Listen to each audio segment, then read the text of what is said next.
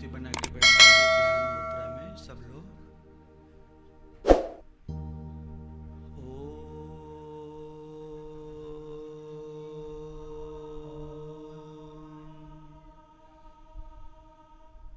श्री परमात्मने नमः। भगवते आदिशक्ते नमः। ओम श्री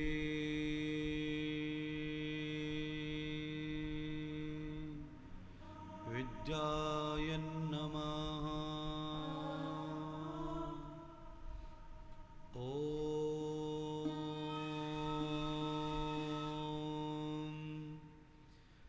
वक्रतुंड महाकाय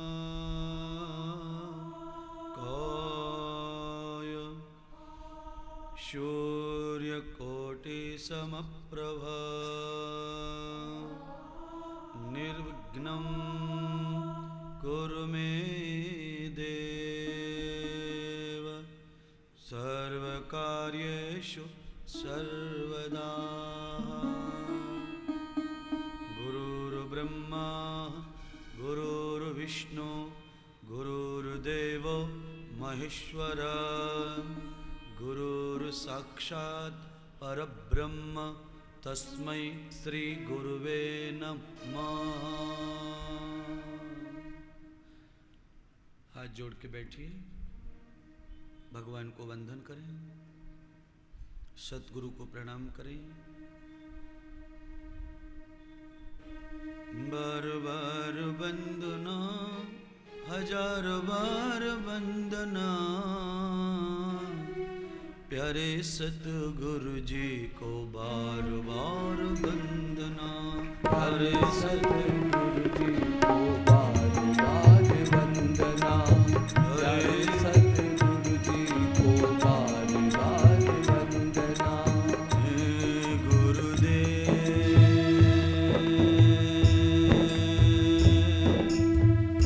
सतगुरुदेव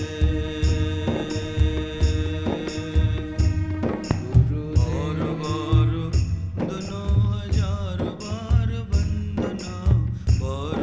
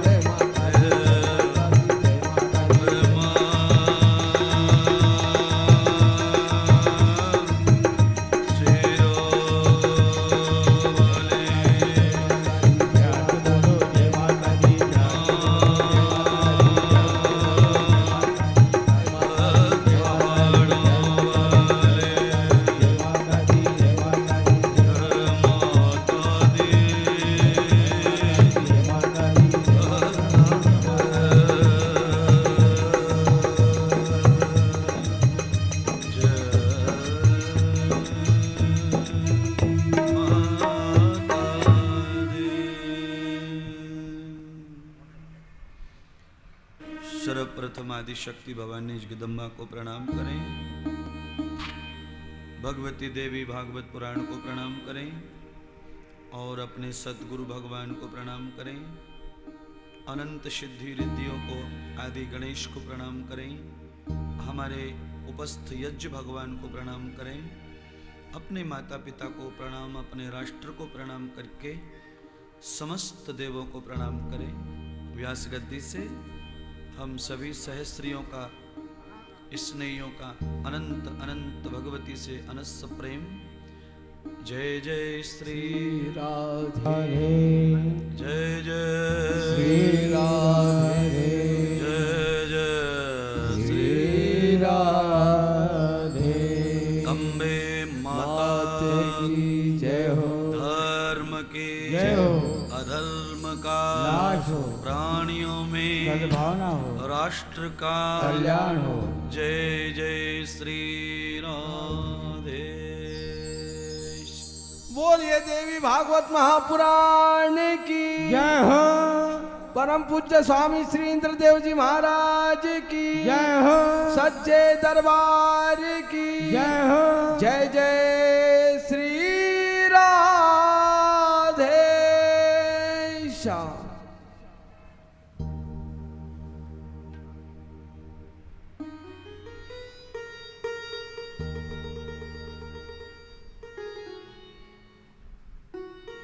एक मंत्र बोलिए, उस मंत्र की कुछ पंक्ति बोलकर कथा को आज हम पूर्ण करेंगे। मंत्र कहता है पूर्णमेवावशिष्यते। मंत्र श्रुतीनां पुण्यो गताः आज बड़ी श्रद्धा से बिना किसी कोलाहल आवाज के कथा का पान करना है। भाई इधर बाजू में आवाज ये बंद करो।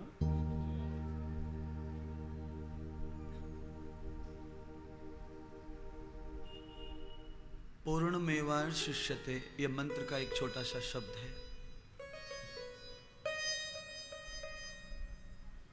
आज आप एक अच्छा शिष्य बन के कथा का पान करो। हर रोज श्रोता बनकर सुनते हो। श्रोता से भूल हो जाती है, श्रोता भंग हो सकता है और श्रोता प्रपंच में पड़ सकता है, पर जो शिष्य बनकर कथा सुनता है वो पूर्णात्मेव, उसके पास में पूर्ण प्राप्ति होती है भागवत की, ज्ञान की, भक्ति की, विवेक वैराग्य की। तो जितने भी श्रोता हैं भागवत में सब शिष्य बनकर कथा सुनते हैं। वसुदेव जी भी, शौनक ऋषि, जन्मजय, तो सबका सबकी झोले में फल आया, क्योंकि गुरु और शिष्य का नाता ऐसा रहता है कि सृष्टि उथल पुथल होए, जब तक गुरु और शिष्य का धर्म सुस्त है, अनंत है, पवित्र है, उनके रिश्ते को कोई नहीं तोड़ सकता।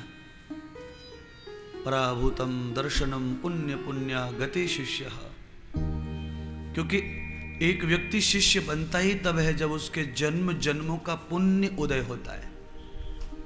चेला तो कभी भी बन जाएंगे आप, क्योंकि चेला बनने के लिए आपको कुर्बानी नहीं देनी पड़ती किसी चीज की। चेला तो ढोलक बजाने वाले का चेला रहता है, हारमोनियम बजाने वाले का चेला रहता है, दुकान खोलने वाले का चेला रहता है, एक टेलर का भी कोई गुरु चेला रहता है। तो जहां से संसार सीखें वो गुरु और चेला, और जहां से परमार्थ सीखे वो गुरु और शिष्य।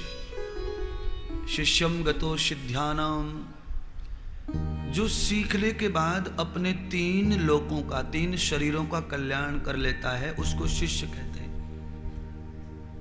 और शिष्य की परंपरा इतनी मजबूत रहती है कि उन्होंने शिष्य के रूप में एक संप्रदाय बना लिया है, सिख संप्रदाय। ये शिष्य का ही नाम है, सिख।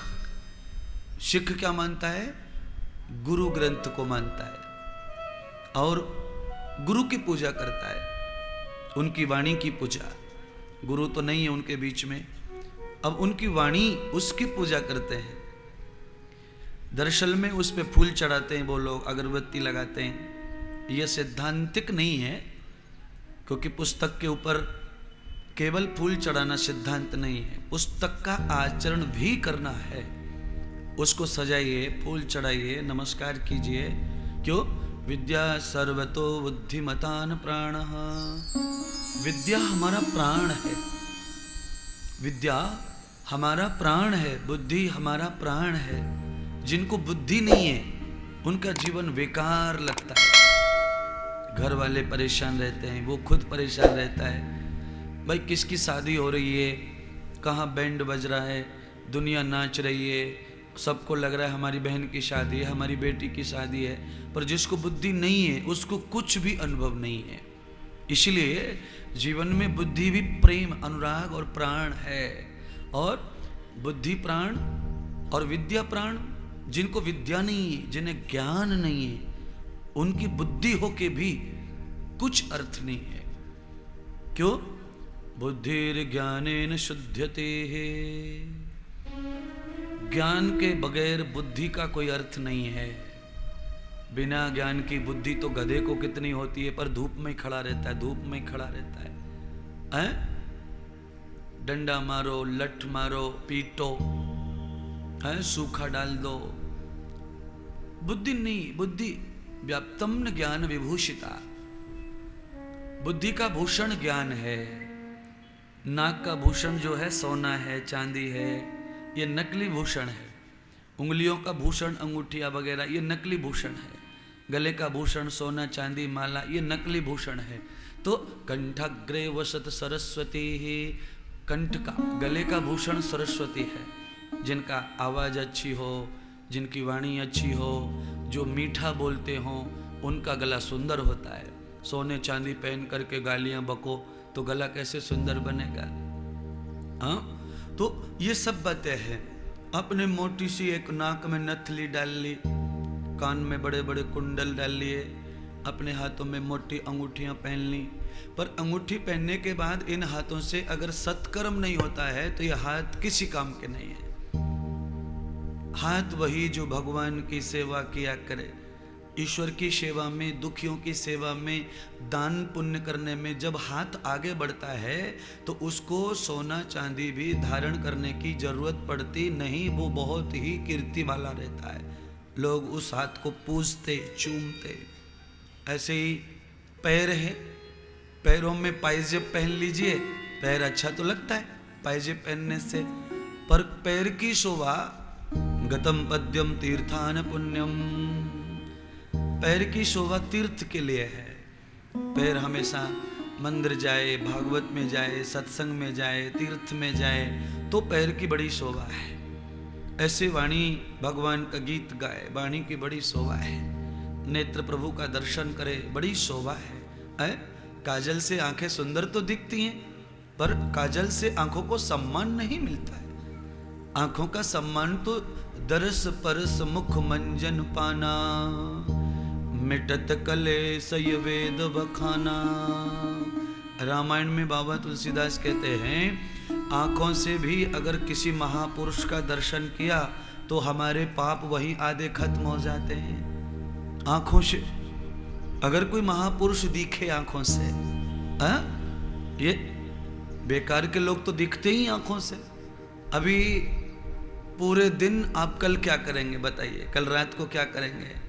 कुछ नहीं, वही रोज के बदमाश लोग, गाली गिलो, झगड़ा झूड़ा, वही रो रो रो वही वही, और कोई नहीं। वही बुआ का छोरा, वही मामा का छोरा, वही चाची, वही चच्चू, वही कक्कू, वो कक्का। बेकार के लोगों को आंखें देखेंगे, बेकार की बातें कान सुनेंगे, बेकार के लोगों में बैठना पड़ेगा। कल से हाल बेहाल है कल से। इसीलिए कहा शिष्यम पुण्य भागवतम पूर्णमेवावशिष्यते। अगर कथा आज शिष्य बनकर सुनी तो बहुत दिनों तक आपको सुख मिलेगा, और श्रोता बन के कथा सुनी तो आरती खत्म तो कथा भी खत्म। श्रोता के लिए कथा कब तक चलती है? आरती तक। नहीं तो आधे श्रोता तो आरती से पहले ही सटकने लगते, जाने लगते। कथा विराम हुई, आरती की घोषणा हुई, आधे लोग चलने लग जाते, वो श्रोता लोग हैं। और शिष्य कब तक नहीं जाएगा? जब तक गुरु आसन ना छोड़े तब तक शिष्य भी आसन छोड़ने वाला नहीं है। तो उसको ज्यादा मिलता है, उसको ज्यादा लाभ होता है। श्रोता को ज्यादा लाभ नहीं होता। श्रोता को गुरु से कुछ पड़ी नहीं, उसे तो कथा के लिए आया, वो तो कथा बंद हो गई तो चला, तो बाबा से क्या मतलब है उसका? इसीलिए जिन लोगों को सच में कथा के साथ बाबा से भी मतलब है, कथा से जो प्रेम कर रहे वो बाबा से भी प्रेम करे, क्योंकि ये कथा तो बाबा के पेट में से निकल रही है। अब बाबा से आप प्रेम नहीं करेंगे तो ये कथा फिर आपके लिए इतनी अच्छी क्यों निकलेगी? अब गाली दीजिए मुझको, मैं सुनाऊंगा कथा आपको? नहीं। बेता कथा न दर्शनम, रामायण की चौपाई को पूरा करना पड़ेगा, बोल दिया है। तो मैंने अभी कहा था मुंचंत पाप किल विषय। हम जो शिष्य बनकर कथा सुनते हैं तो हमारे पापों का विनाश होता है, हमारे अंदर सीख पैदा होती है, शिष्यता, ज्ञान पैदा होता है, हमारे अंदर विचार पैदा होता है, विवेक पैदा होता है। और बिना विचार के, बिना ज्ञान के जीवन बिल्कुल बिल्कुल मिट्टी है, पशु है। हमें अपना जीवन पशु नहीं बनाना है, मिट्टी नहीं बनाना है। तो गता भागवतम मनुष्य भगवत, हमारा जीवन मानव जीवन है। तो जिनका मनुष्य जीवन, जिन्हें मनुष्य का शरीर मिलता है, उनको चार चीजें करना बहुत जरूरी है। पहली भक्ति, दूसरा ज्ञान, तीसरा विवेक, और चौथा तरण मुक्ति। मोक्ष का भी उपाय सोचना चाहिए दिन में एक बार। जैसे दिन में बहुत बार भाई कई बातें सोचते हैं अपन, कई बार सोचते चलो नहा लो, कई बार सोचे पेशाब कर लो, कई बार सोचते खा लो, कई बार सोचते सो लो, कई बार सोचते चलो बाहर देखेंगे, कई बार तो खिड़की खोलेंगे, फिर कई कई की बातें मन में आती है। ऐसे एक बार मुक्ति के भी मन विचार में आने चाहिए। मुक्ति का मन बाधित होना चाहिए, मुक्ति का मन जागृत होना चाहिए, मन में विचार भी जागृत होने चाहिए। दिन में एक बार प्लीज एक बार कहो हमें मुक्ति दे दो भगवान, हमें मोक्ष दे दो, एक बार कहिए। भाई दिन में कई चीजें कई बार मांगते तो एक बार अच्छी बात भी कहनी चाहिए। जो जरूरत है, वास्तविकता जिसके लिए हम पैदा हुए हैं, वो उद्देश्य है मुक्ति प्राप्त करना। बने मानव मिले मुक्ति, ये साधन मोक्ष पाने का, ये साधन मोक्ष पाने का। चिड़िया से पहले कोई बिस्तर में से उठ के काम पे नहीं जा सकता। मनुष्य काम पे जाने के लिए 8 बजे घर से निकलता है। चिड़िया जब तक तो सारा काम कर लेती है जंगल में जाके, 5 बजे चली जाती है घर छोड़ के चिड़िया, काम पे निकल जाती है और दिन भर कमा के शाम को 5 बजे घर पहुंच जाती है। अपने बच्चों को खिला के आराम करने लग जाती है। रात को तुम कब तक घर पे लौटते हैं पता नहीं, कब आराम करते ही पता नहीं। कमाने खाने की बात करो तो चींटी, चिड़िया ये सब कमाते खाते, ये हराम का एक भी नहीं खाता। हाँ अच्छा, जैसे चींटी दीवार पर चढ़ती है ऐसे तुम दीवार पर चढ़ जाएंगे क्या? तो फिर चींटी बड़ी कि तुम बड़ा। हाथी की सूंड एक बार भी हिल गई तो पेशाब निकल जाता है, और चींटी हाथी को पागल कर डालती है। तो बड़ा कौन है? हाँ पता नहीं कौन बड़ा है, अभी आप समझ लो। कहीं चींटी बड़ी है तो कहीं हाथी बड़ा है। अगर चींटी हाथी के पैर के नीचे आ गई तो उसकी चटनी बन जाती है। वो तो मौके की बात है, जिसका मौका चढ़ गया वही पीट डालता है। आज ये जीत गए कल वो जीत गए, हमेशा किसी की जीत होती नहीं है। पर चींटी आवश्यकता पड़ने पर हाथी जैसे बलवान को भी भारी पड़ जाती है, पर वो सही जगह पे जानी चाहिए। चींटी उसके शरीर पे घूमती रहे हाथी के, उसे कोई फर्क नहीं पड़ता। 2 जगह नहीं घुसनी चाहिए, एक तो नाक में और एक कान में। हाँ हाथी नहीं, हाथी के ऊपर हाथी को भी जो कमजोर करने वाला मधावर होता है, उसका ड्राइवर होता है वो मनुष्य। वो हाथी से भी बलवान होता है मनुष्य, जो हाथी को भी बस में कर लेता है। हाथी को नचा दे, हाथी को बिठा दे, हाथी को घुमा दे। मनुष्य से बड़ा केवल भगवान होता है, बाकी सब मनुष्य के छोटे होते हैं। हाथी, घोड़ा, बैल, शेर। सर्कस में आपने शेर देखा होगा। एक आदमी कहता है बैठो कुर्सी पे, तो शेर कुर्सी पे बैठ जाता है। नाचो तो नाचने लगता है। तो मनुष्य के आगे सारी सृष्टि छोटी, मनुष्य से केवल मनुष्य को बनाने वाला भगवान बड़ा है। जिसने हमें श्वास दिए वो हमसे बड़ा होता है, बाकी सब हमसे छोटे हैं। हम कितने महान हैं, कितने दिव्य शरीर परमात्मा ने हमें दिया है, जिस शरीर का भगवान के बाद दूसरा नंबर है। इसीलिए मनुष्य के शरीर में भी भगवान मानते हम, क्योंकि दूसरे नंबर पे आता है। इसलिए राम मनुष्य थे उन्हें भगवान मान लिया, कृष्ण मनुष्य थे उन्हें भगवान मान लिया। ये देवी जितनी कथाएं सुन रहे हैं ना, ये सब मनुष्य हैं, इनको हमने भगवान मान लिया। क्यों? तो या भक्तम भगवताम, भगवान की बनाई हुए शक्तियों को, भगवान के बनाए सिद्धांत को, भगवान के बनाए हुए कानून को, भगवान की बनाई व्यवस्था को जो प्राणी शिष्य बनकर स्वीकार करता है और भगवान को अपना सतगुरु मान लेता है, वो सतगुरु को मानने वाला जो शिष्य है वो भगवान ही बनता है। ये पक्की बात है। इसीलिए कहा शिष्य बन के कथा सुनो।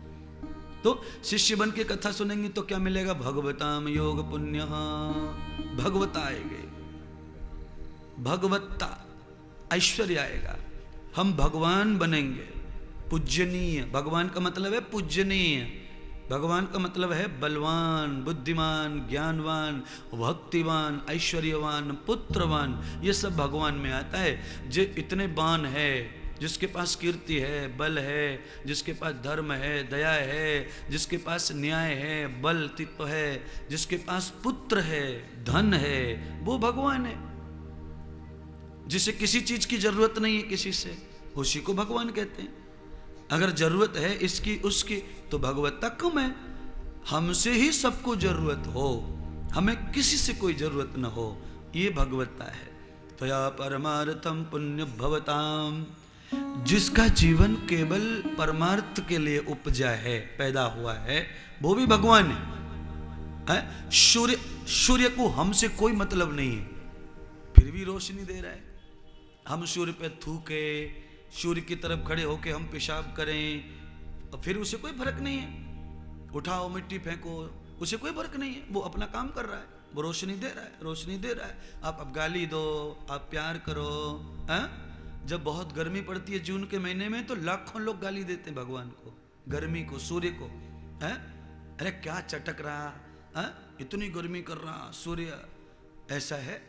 और यही सूर्य जब जनवरी के महीने में निकलता है तो बड़ा मीठा लगता है। घर से निकलेंगे, खिड़कियां खोलेंगे और धूप की तरफ भागेंगे, किधर है सूर्य, उधर देखेंगे, उधर जाएंगे, सूर्य के सामने बैठेंगे। तो सूर्य को तुमसे कोई मतलब नहीं है, पर तुमको सूर्य से रोज मतलब पड़ता है, कभी गाली देने का, कभी प्यार करने का। दोनों ही मतलब ही होते हैं। गाली भी मतलब के लिए दी जाती है, प्यार भी मतलब के लिए किया जाता है। तो ये ईर्षा और प्रेम, ये दोनों चीज जो आदमी के निजी स्वार्थ की भावना है। आदमी को ईर्ष्या भी उसी से आती है जिसको वो चाहता है। जब हमें मतलब ही नहीं किसी से, तो हमें ईर्ष्या क्यों आएगी? है? अभी सासवड़ का कोई आदमी, इतने लोग सासवड़ में रहते, हमें उनसे क्या पड़ी है? ना हमारा प्रेम ना दुश्मनी। हमारा प्रेम जिनके साथ है उनसे दुश्मनी का प्रॉब्लम है, उनसे तकलीफ है, उनके साथ ही ईर्ष्या होगी, उनसे ही झगड़ा होगा, उनके बारे में गलत सोचेंगे, उनके बारे में अच्छा सोचेंगे।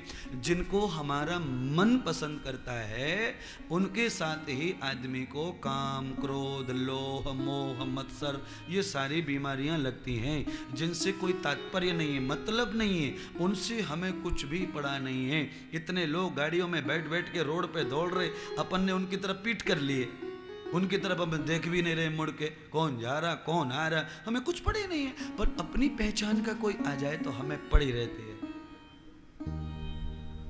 इसीलिए भागवत आदमी को सचमुच का जीना सिखा देती है। सत्संग में जो व्यक्ति आया उसको पूरा जीना आ जाता है, वो जीना सीख जाता है।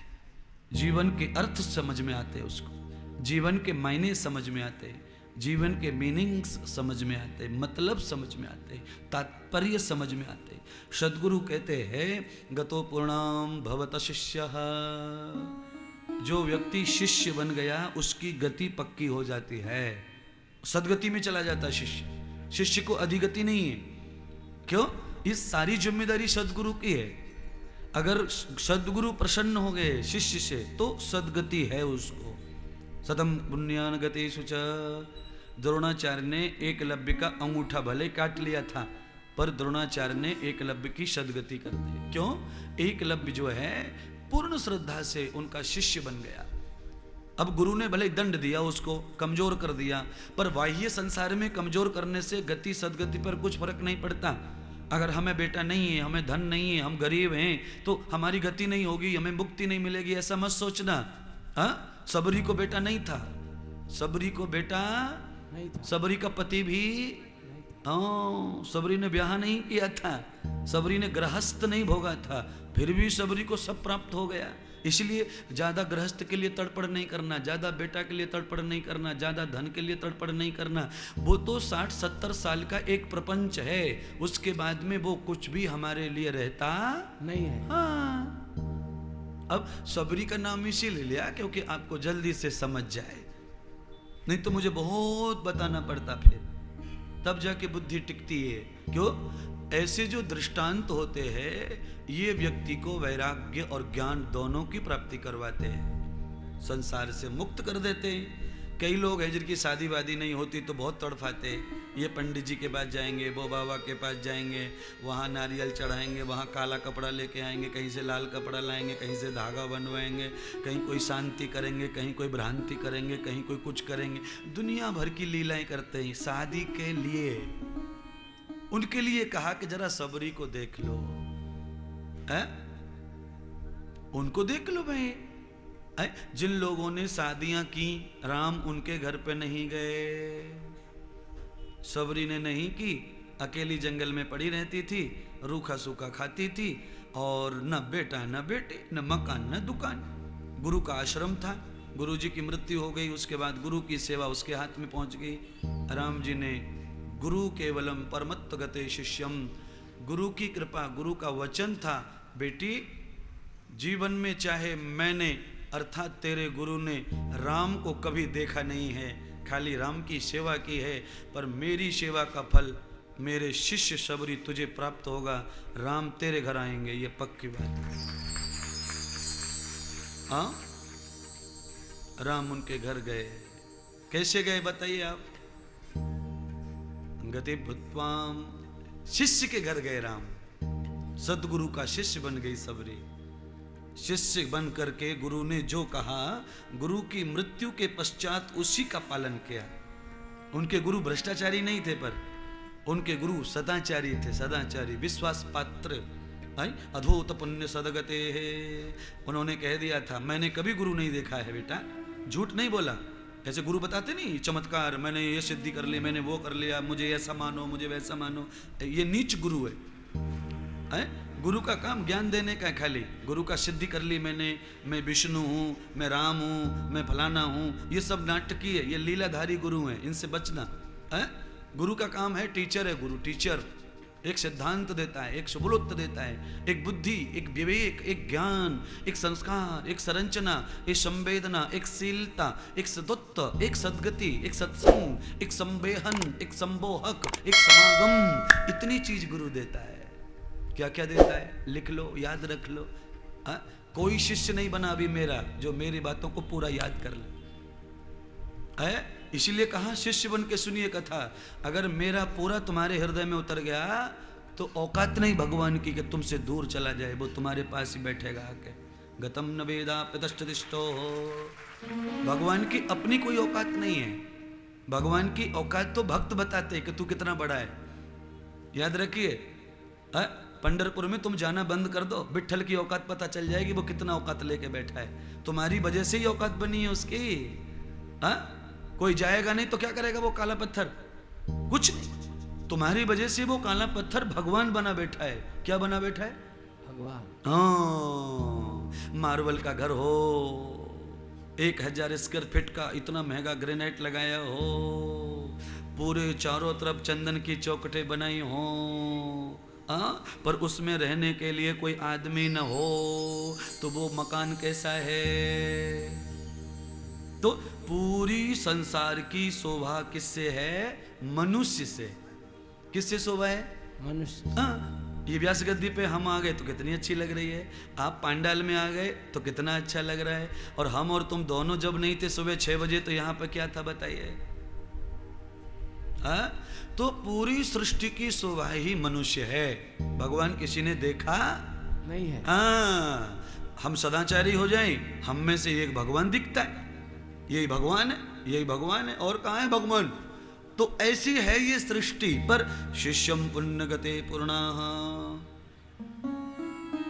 पूर्णमेवावशिष्यते।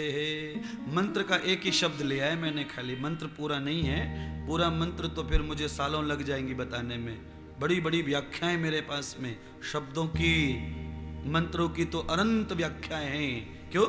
वो तो अनंत ही है, उसकी तो जितनी व्याख्या करो उतना कम हो जाता है। इसलिए सूत्र कहता है पूर्णमेवावशिष्यते, मेव एक मेवा मेव, मेव माने केवल, केवल और केवल।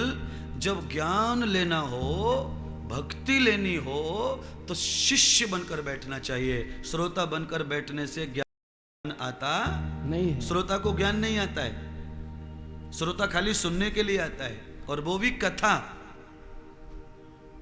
और शिष्य सुनने नहीं आता, शिष्य सुनने, देखने, समझने और करने। शिष्य 4 चीजों के लिए आता है कथा में। सुनने के लिए भी आता है, देखने के लिए भी आता है, करने के लिए भी आता है, समझने के लिए भी आता है। क्योंकि जो समझता है, सीखता है, वही शिष्य बनता है। शिक्षाम गतो सभ्यताम, जो शिक्षा को सीख ले वो शिष्य बन जाता है।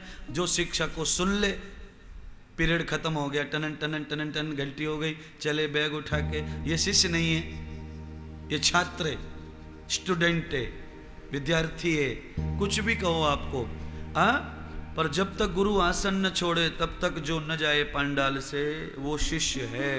उससे बहुत कुछ मिलता है। दुनिया में सब चीजें चमत्कारी हैं। आंखों से देखना भी चमत्कार है, सुनना भी चमत्कार है, मुंह से बोलना चमत्कार है, नाक से श्वास लेना चमत्कार है। कितने लोग आईसीयू में भर्ती रहते हैं, नाक श्वास नहीं लेती उनकी, तो उनके नाक पे वो लगा देते हैं, नहीं कबोड़ा सा, बड़ा सा लगा देते उनके, जैसे हल चलाते हरे खेत में बैल को बांध देते।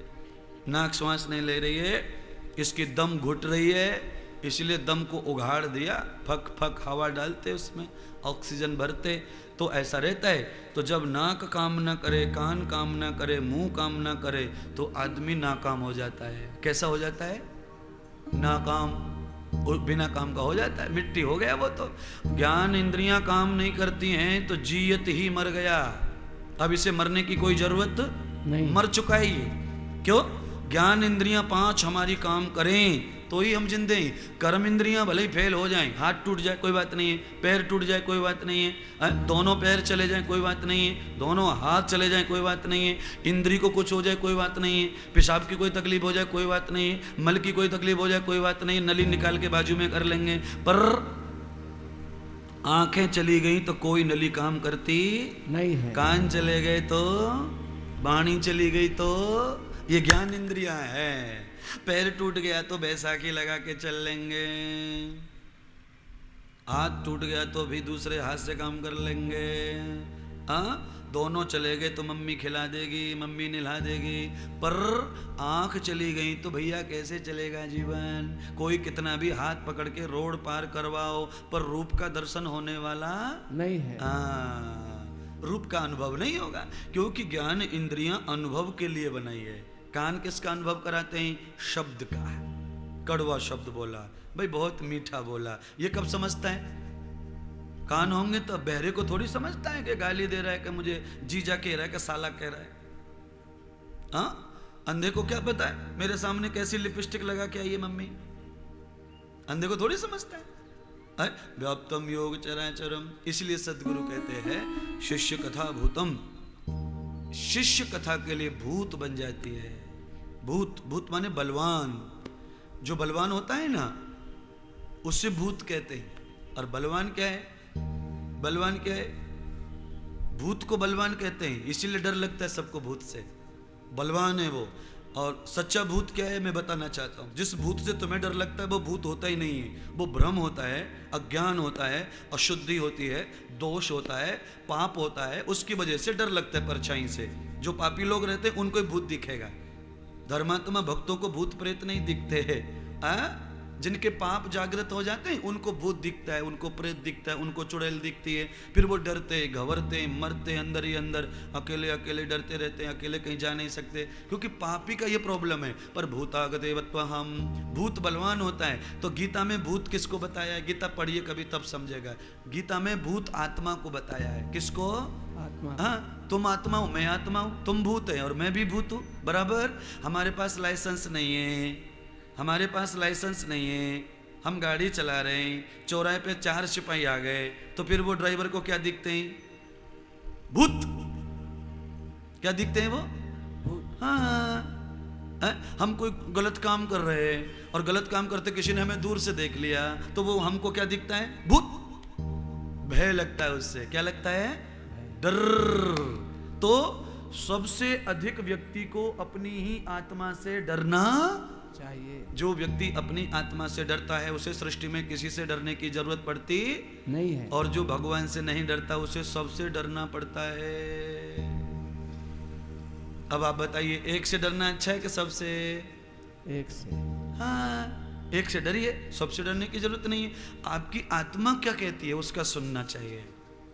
हाँ, आंख बंद करके एक कोने में बैठ के जहां दूसरी कोई आवाज न आए वहां आवाज आत्मा की सुनाई पड़ती है। इस कलखल में, खलखल में, ध्वनियों में आत्मा नहीं बोलती। आत्मा कब बोलती है? जब तुम शरीर से शांत हो जाएं तब आत्मा बोलती है। तब आत्मा की आवाज सुनिए, बड़ी बढ़िया बातें बताती है आत्मा। फिर आत्मा सो परमात्मा, उसी में तो ईश्वर का व्यापक रूप है। आत्मा में ही भगवान व्यापक है, पर दिखेगा कब? जब शरीर शांत हो जाएगा तब तक शरीर में गति है, चंचलता है, प्रवृत्ति है, आवृत्ति है, आगमन है, सवागमन है, गयत्व है, आगत्व है। तब तक शरीर में आत्मा होके भी वो अपना रूप प्रस्तुत नहीं करती। आज एक गुरु एक शिष्य को सिखा रहा है ये बात। मैं आज कथा नहीं सिखा रहा हूं, आज मैं वास्तविक एक गुरु का धर्म पूरा करके आपको शिष्य बना रहा हूं। और अब आज अंतिम दिन है ना सत्संग का, इसीलिए सत्संग शिष्य गतम गत पुण्य, सत्संग से ही सत्य की गति होती है, इसीलिए शिष्य बनना चाहिए। सत्य के बगैर गत्य, सत्य के बगैर गत्य नहीं है। हाँ, ये क्या है? एक श्लोक है, पर ये गलती हमसे ये हो रही है कि इस श्लोक को जब बच्चा पैदा होता है तब बोलना चाहिए, पर हम इस श्लोक को बोलते कब है? जब वो मर जाता है तब बोलते हैं। क्या बोलते हैं? राम नाम सत्य है, सत्य बोलो गत्य है। हाँ, और ये बोलना कब चाहिए? जब बच्चा जन्म लेता तब बोलना चाहिए। तो महाराज 7 दिन से आपको यही तो बता रहे हैं कि सारा सिद्धांत तो तुमने उल्टा बना के रखा है। जन्म लिया तब सूतक पालेंगे, कोई मरेगा तब उसे सत्य बताएंगे। अरे भाई, जिसके कान काम कर रहे थे तब सत्य बताना चाहिए। अब पेड़ को जाके बताने से क्या फायदा कि सत्य और झूठ? पेड़ थोड़ी सुनता है, पेड़ को तब भी चेतनता है। मैं डेड बॉडी को चेतनता नहीं रहती है, फिर उसको बताने से फायदा क्या है? बताइए। राम नाम सत्य है, सत्य बोलो गत्य है। इसीलिए महाराज ने अभी मंत्र बोला, सतगते न गत्याम, सत्य के बगैर गति हो सकती नहीं है। पर ये जिंदे को बताइए ना, मरे को क्यों सुना रहे? मरे को क्यों सुना रहे? भूषण से सब अंग सजाए, रचना पे प्रभु नाम न गाए।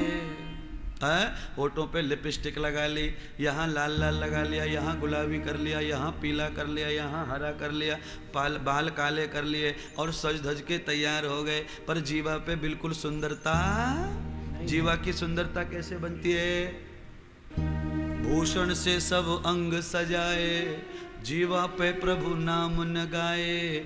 अंत समय जीवान हिली तो, अंत समय जीवान हिली तो, अरे गंगा जल का पीना क्या, हरि नाम बिना फिर जीना क्या, भगवान बिना फिर जीना क्या, सतगुरु जी बिना फिर जीना क्या, मेरे राम बिना फिर जीना क्या, सतगुरु जी बिना फिर जीना क्या, भगवान बिना फिर जीना क्या, श्री राम बिना फिर, भगवान बिना फिर जीना क्या, मेरे राम बिना फिर जीना क्या, सतगुरु जी बिना फिर जीना क्या। हाँ, इतना सुंदर भजन भी होता होगा, आप सोच भी नहीं सकते।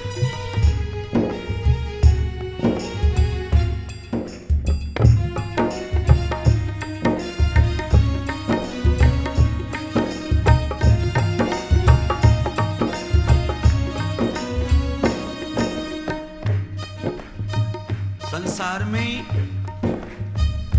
भगवान सतगुरु के बगैर जीने का कोई अर्थ नहीं है। इसीलिए महाराज जी ने कहा, सोना चांदी कितने भी पहनो, हीरे मोती कितने भी पहनो, क्रीम पाउडर कितने भी लगाओ, रेशम के वस्त्र पहनो, कोई फर्क नहीं पड़ता। अच्छी बात है, पर वास्तविकता को भी सजाना चाहिए। वास्तविकता को, आंखों का श्रृंगार क्या है, कानों का श्रृंगार क्या है, जीवा का श्रृंगार क्या है, ये मैंने बता चुका हूं अभी। आंखों का श्रृंगार है भगवान का रूप दर्शन करना, कानों का श्रृंगार है प्रभु की बात सुनना, जीवा का श्रृंगार है प्रभु के गीत गाना। अंत समय रसना नहीं ली तो, अंत समय जी तो, अंत समय जीवा नहीं ली तो, अंत समय जीवा नहीं ली तो, गंगा जल का पीना क्या, भगवान बिना फिर क्या, मेरे राम बिना फिर जीना क्या, भगवान बिना फिर जीना क्या, सतगुरु जी बिना फिर जीना क्या, मेरे गुरु जी बिना फिर जीना क्या, मेरे राम बिना फिर जीना क्या, राम बिना फिर जीना क्या,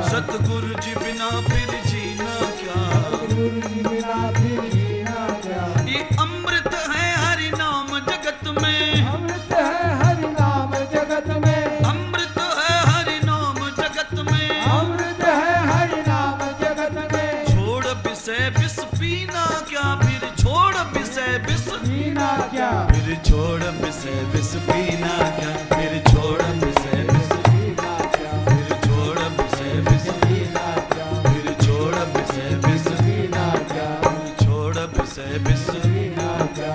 दुनिया में सारे रस विनाश की ओर ले जाते हैं, केवल हरि नाम ही ऐसा रस है जिसका कभी विनाश होता।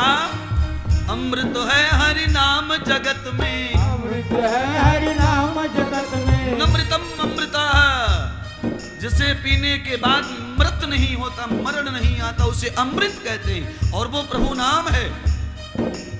अमृत है हरि नाम जगत में, अमृत है हरि नाम जगत में। छोड़ विषय विष पीना क्या, भगवान बिना फिर पीना क्या, मेरे राम बिना फिर पीना क्या, भगवान बिना फिर पीना क्या, सतगुरु जी बिना फिर पीना क्या, मेरे राम बिना फिर पीना क्या, हरि नाम बिना फिर जीना क्या, भगवान बिना फिर पीना क्या, मेरे राम बिना फिर जीना क्या, मेरे भगवान राम बिना फिर जीना क्या, हरि राम बिना फिर जीना क्या, भगवान बिना फिर जीना क्या, श्री राम बिना फिर जीना क्या, सतगुरु जी बिना फिर जीना क्या, सतगुरु के बिना फिर जीना क्या।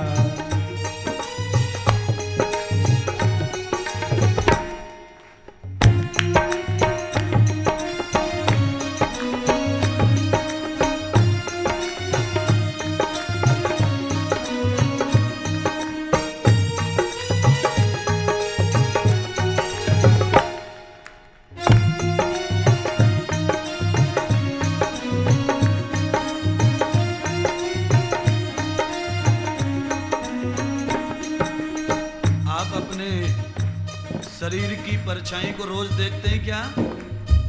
अपनी बॉडी की परछाई आपको दिखती है कि नहीं? दिखती है। उस परछाई का नाम है काल। क्या है वो? काल काल।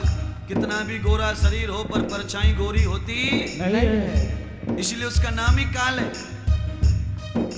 काल सदा अपने रस घोले, सदा अपने रस घोले, पता नहीं कब सर चढ़ बोले। पता नहीं कब सर चढ़ बोले, काल सदा अपने रस घोले, काल सदा अपने रस घोले, पता नहीं कब सर चढ़ बोले। पता नहीं कब सर चढ़ बोले। बेटा, हाँ मम्मी पहुंच गया। मम्मी से बेटे ने कहा 1 किलोमीटर बाकी है मम्मी, मामा का गांव 1 किलोमीटर पहुंचने वाला हूं। ये तो मामा के घर पहुंचने से 1 किलोमीटर अर्थात 5 मिनट पहले फोन किया, और दूसरा फोन तो कभी हुआ ही नहीं। बेटे का राम राम सत्य हो गया फोन के बाद। ऐसे घूम के ट्रक आया और पीछे से टच करके गया, औंधा गिरा, मुंह फोड़ गया और मामला खत्म। काल सदा अपने रस घोले, काल सदा अपने रस घोले, पता नहीं कब सर चढ़ बोले। पता नहीं कब सर चढ़ बोले, पता नहीं कब सर चढ़ बोले। पता नहीं कब सर चढ़ बोले। प्राणी छुड़ा ले आवागमन को, पानी छुड़ा ले आवागमन को, हे बंदे छुड़ा ले जन्म मरण को। पानी छुड़ा ले जन्म मरण को, लाल छुड़ा ले जन्म मरण को। लाल छुड़ा ले जन्म मरण को। इसमें बरस महीना क्या, हाँ इसमें बरस, महीना क्या, हाँ इसमें बरस। महीना क्या। 2 बातें कर लूं फिर भजन गाएंगे। आज तो गुरु बन के सुनाना है, इसलिए कमी छोड़ूंगा ही नहीं। पूरा रच पच के श्रृंगार भरूंगा सत्संग में आज। क्यों? अब के बिछड़े कब मिले, जाने कहाँ गिरेंगे जाए। पत्ता टूटा डाल से ले गई पवन उड़ाए। आज के बाद हम कहाँ जाएं, तुम कहाँ जाएं, कौन सोएगा, कौन जगेगा, कौन जिएगा, कौन मरेगा पता नहीं। इसीलिए आज पूरा अच्छा कर लीजिएगा अपना। कल तक नहीं सुधरे कोई बात नहीं, पर आज अच्छा है, लास्ट टाइम है, मौका है। महाराज भी ज़्यादा फिदा हो रहा है, इसलिए पूरा कल्याण कर लेने का। हाँ, त्वयागतम भूत्वानां सर्वसो भागवतम यथा, इसमें बरस महीना क्या। भगवान के भजन में, भगवान की सेवा में कभी भी दिन, मुहूर्त और महीना नहीं गिनना चाहिए। कई औरतें कहती हम तो 16 सोमवार कर रहे हैं, 17 कर लेगी तो तू विधवा हो जाएगी, 17 कर लेगी तो का बेटा मर जाएगा। तो 16 कर ले, 17 कर ले, 18 कर ले, 19 कर ले, जब तक श्वासें हैं तब तक सोमवार करती रहे, फल ही फल है। 16 सोमवार का फल मिलता है तो 17 का बड़ा मिलेगा, 18 का और बड़ा मिलेगा, 20 का और बड़ा मिलेगा। तो इसलिए महाराज ने कहा हमने तो 4 एकादशी किए हैं भाई। 4 एकादशी 5 कर लेगी तो क्या हो जाएगा, 6 कर लेगी तो क्या हो जाएगा। जो नियम जीवन में अच्छा लगा वो नियम कभी नहीं तोड़ना चाहिए। हाँ भाई, ये नियम करने से अच्छा हो सकता है हमारा। जब 16 सोमवार करके सब अच्छा हो सकता है तो आजीवन करेंगे तो फिर अच्छा ही अच्छा, अच्छा ही अच्छा, अच्छा ही अच्छा। एक बार घर में झाड़ू लगा दो, पोछा लगा दो, क्या दोबारा गंदा नहीं होता? वो होता है। ऐसे एक बार सोमवार करके अच्छा कर लिया और सोमवार बंद कर दिया तो फिर भी बुरा हो जाएगा। ऐसा सोचना चाहिए। जब घर दोबारा गंदा होता है तो दोबारा दुख भी आ सकता है, प्रॉब्लम भी आ सकता। कभी प्रॉब्लम न आए उसके लिए भगवान की सेवा, पूजा, व्रत, उपवास हमेशा निरंतर और नित्य करने चाहिए। पकड़ लिया तो छोड़ना नहीं। कब छोड़ना? राम नाम हो जाए तब छोड़ना, उससे पहले छोड़ने का नहीं। प्रभु का नाम जपो निस्वासर, प्रभु का नाम जपो निस्वासर, इसमें बरस महीना क्या भगवान बिना फिर जीना क्या, फिर राम बिना फिर जीना क्या, भगवान बिना फिर जीना क्या, गुरु जी बिना फिर जीना क्या, फिर राम बिना फिर जीना क्या। ये अमृत है हरि नाम जगत में, अमृत है नाम जगत में, छोड़ विषय विष पीना क्या, फिर छोड़ विषय विष जीना क्या, छोड़ विषय विष जीना क्या, फिर छोड़ विषय विष। जीना क्या। एक बात सुनिए, 1 लाख रुपए से अगर संतुष्टि नहीं हुई है तो 10 लाख से भी संतुष्टि होने वाली नहीं है। 50 करोड़ से संतुष्टि नहीं है तो 1 करोड़ क्या 100 करोड़ से भी संतुष्टि नहीं होने वाली। ये प्रपंच है, इसको हम संसारी रस बोलते हैं। इस रस को पीने से कोई तृप्त हो सकता नहीं है। आज रबड़ी खा ली, 3 दिन के बाद फिर इच्छा होती है। आज पानी पकौड़ी खा ली, कल फिर इच्छा होती है। आज जलेबी खा ली, परसों फिर इच्छा होती है। आज ये ऐसा कुंडल बनवा लिया, कल किसी औरत पे देखा हरे मूंगे का तो हरे की इच्छा होती है।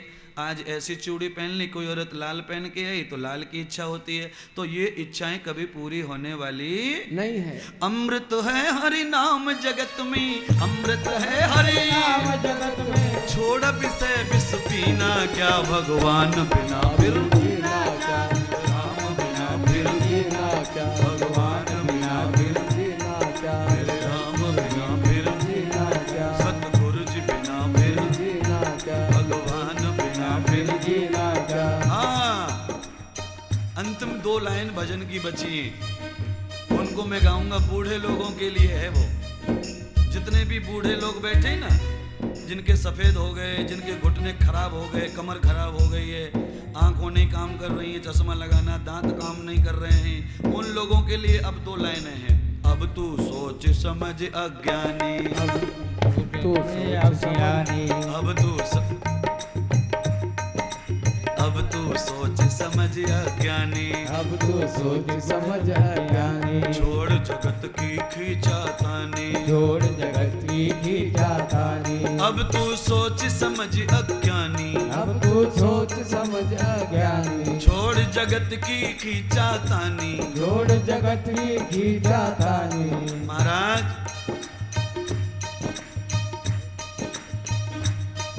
थोड़ा सा दवाई दे दो महाराज, महाराज थोड़ी दवाई दे दो महाराज, महाराज सब दुखता है महाराज, खाया नहीं जाता महाराज, पछता नहीं महाराज, पेट दुखता है महाराज, घुटना दुखता है महाराज।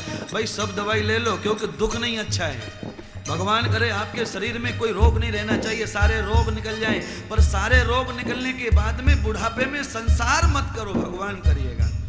अगर आप भगवान करना चाहते हैं तो ईमानदारी से आपके रोग निकालने की गारंटी हम लेते हैं। पर आप रोग निकाल लेंगे, डायरेक्ट झाड़ू लेके लग जाएंगे चबूतरा झाड़ने को, झाड़ में गया भगवान और भजन।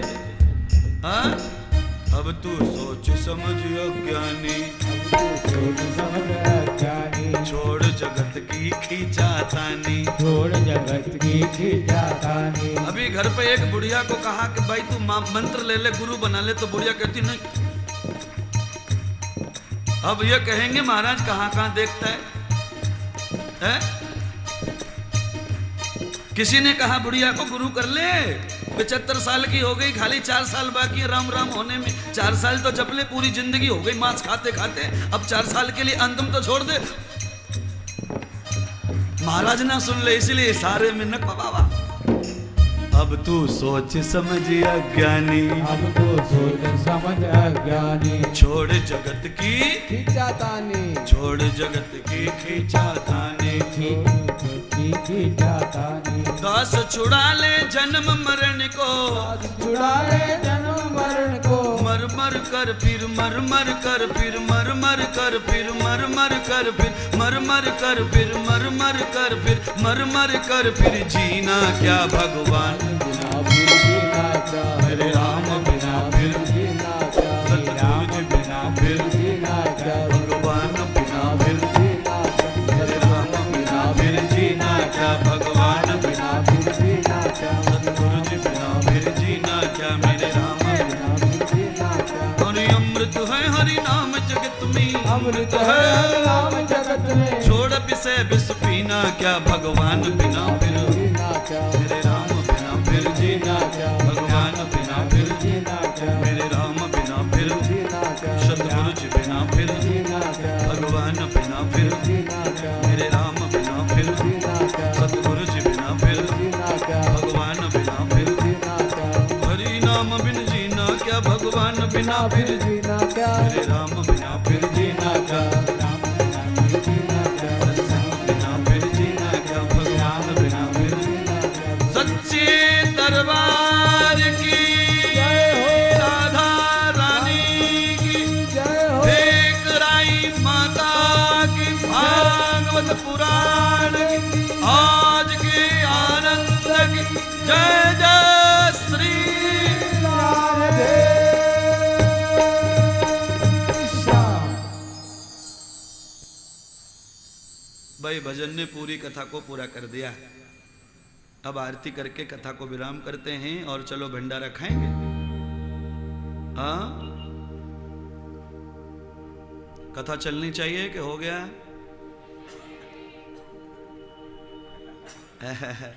देखिए मेरी माओ और बंधुओं, ध्यान रखिए, कथा चलनी चाहिए। कथा आपको बहुत प्यारी लगती है क्योंकि बहुत ही प्यारी कथा होती है भगवान की, पर जितनी प्यारी सुनने के लिए जितना लालच है उतना ही सुधरने का लालच भी होना चाहिए। भाई महाराज को भी तो थोड़ी ठंडक लगनी चाहिए कि भाई कथा सुन के 10 लोग बदल गए।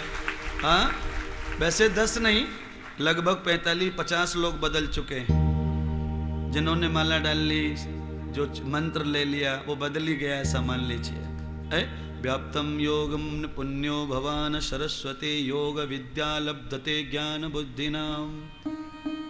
किसी किसी आदमी को एक ही शब्द सुधार देता है और किसी किसी को पूरी भागवत भी सुधार सकती नहीं है, क्योंकि क्योंकि कभी कभी आदमी अपने अंदर के पापों की वजह से हटिया हो जाता है, जिद्दी हो जाता है। उसके अंदर के पाप हैं, वो समझता नहीं कि ये क्यों हो रहा है ऐसा। वो प्यार करता है, वो बदलना चाहता है, वो अच्छा होना चाहता है, पर उसके जो पाप हैं उसकी बेड़ियां डालकर बैठ जाते हैं, उसे कंट्रोल करते हैं सुधरने से। इसलिए मेरी बहनों बंधुओं, आपके पाप छूट जाएं और आप अच्छे भगवत हो जाएं, ऐश्वर्यशान भगवान बन जाएं, आप पद वाले हो जाएं, बड़ा सम्मान आपका बढ़े। पर हानि लाभ जीवन मरण यस अपयस विधिहात। यश प्राप्ति करना परमात्मा के हाथ में, इसलिए परमात्मा के चरण पकड़ लो, तब उसका हाथ तुम्हारे सिर पे आएगा। तुम्हारी कर्तव्य से तुम्हारा कुछ नहीं, तुम करते जाओ, फल मिलेगा तुमको, पर यश सम्मान देने वाला भगवान होता है। इसलिए भगवान पहले करो, बाकी सब तुम्हें मिलेगा। एक साधे सब सदे, सब साधे सब जाए, ये नहीं, एक पकड़ लो पक्का, भगवान, सब काम पूरे हो जाएंगे। सब कुछ तो वही करता है। तो पहले भगवान को पकड़ो, पहले वो मजबूत करो, उसके बाद सारी चीजें मजबूत होती चली जाती है। कोई कमजोर नहीं होता है। अगर घर बनाते समय 20 mm की असारी ठोक दीजिए पिलर में, फिर कितने भी बड़े बड़े खुम्बे पिलर डाल दीजिए, मोटे डाल दीजिए, दीवार डाल दीजिए, कुछ फर्क नहीं पड़ता है। एक बार अध्यात्म अपने धर्म को मजबूत कर लीजिए, धर्म के सारे फल अच्छे हो जाते हैं। पर आप कैसा है, पहले आप फलों को अच्छा करते हैं, बाद में पेड़ को अच्छा करेंगे। ऐसे कैसे हो जाएगा बताइए? सिद्धांत कहता है पहले पेड़ अच्छा करो तब फल अच्छा आएगा ना। पहले फल फिर बाद में पेड़ देखेंगे। ये नकली हो गया ना, ये अज्ञान हो गया। समझ की कमी है, ज्ञान की कमी है, सोच की कमी है, चिंतन की कमी है। इसीलिए पहले स्वार्थ हो जाए फिर परमार्थ करेंगे। पहले ऐसा हो ही नहीं सकता है। आप फेल जाएंगे जिंदगी में, नाकाम हो जाएंगे जिंदगी में। दो चार चीजें सफल करने से आदमी कामयाब नहीं कहलाता।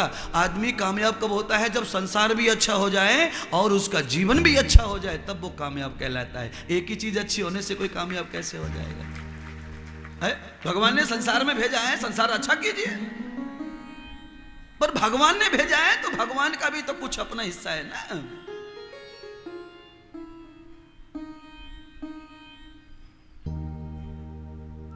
नवरात्रि की महत्ता की कथा सुनाना चाहता हूं मैं आज।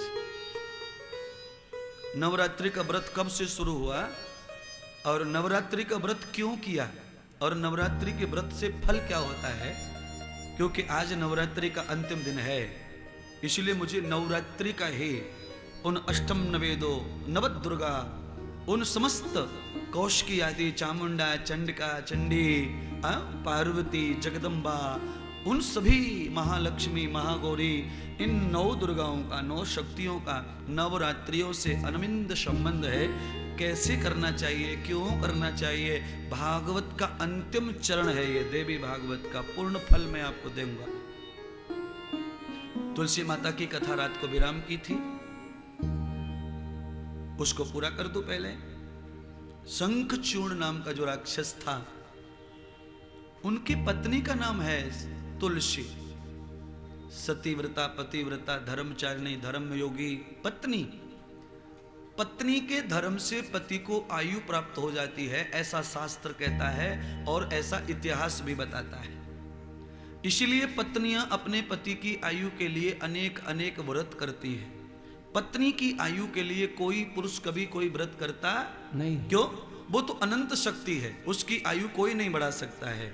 ये अनंत शक्ति जो माँ है, ये सबकी आयु बढ़ा सकती है। इसीलिए याद रखिएगा, सत्यवान सावित्री नाम का एक इतिहास सुना होगा आपने। नाट्य होता है, नाटक करते हैं, तमाशे वाले आते हैं, नाट्य लीला करते हैं। तो सत्यवान नाम के राजा हुए, उनकी पत्नी सावित्री चिता में से पति को जिंदा कर लिया था, पतिव्रत धर्म की वजह से। हरिश्चंद्र, तारावती, हरिश्चंद्र, राजा राम के बाबा का नाम है हरिश्चंद्र, दशरथ के बाबा का नाम है हरिश्चंद्र,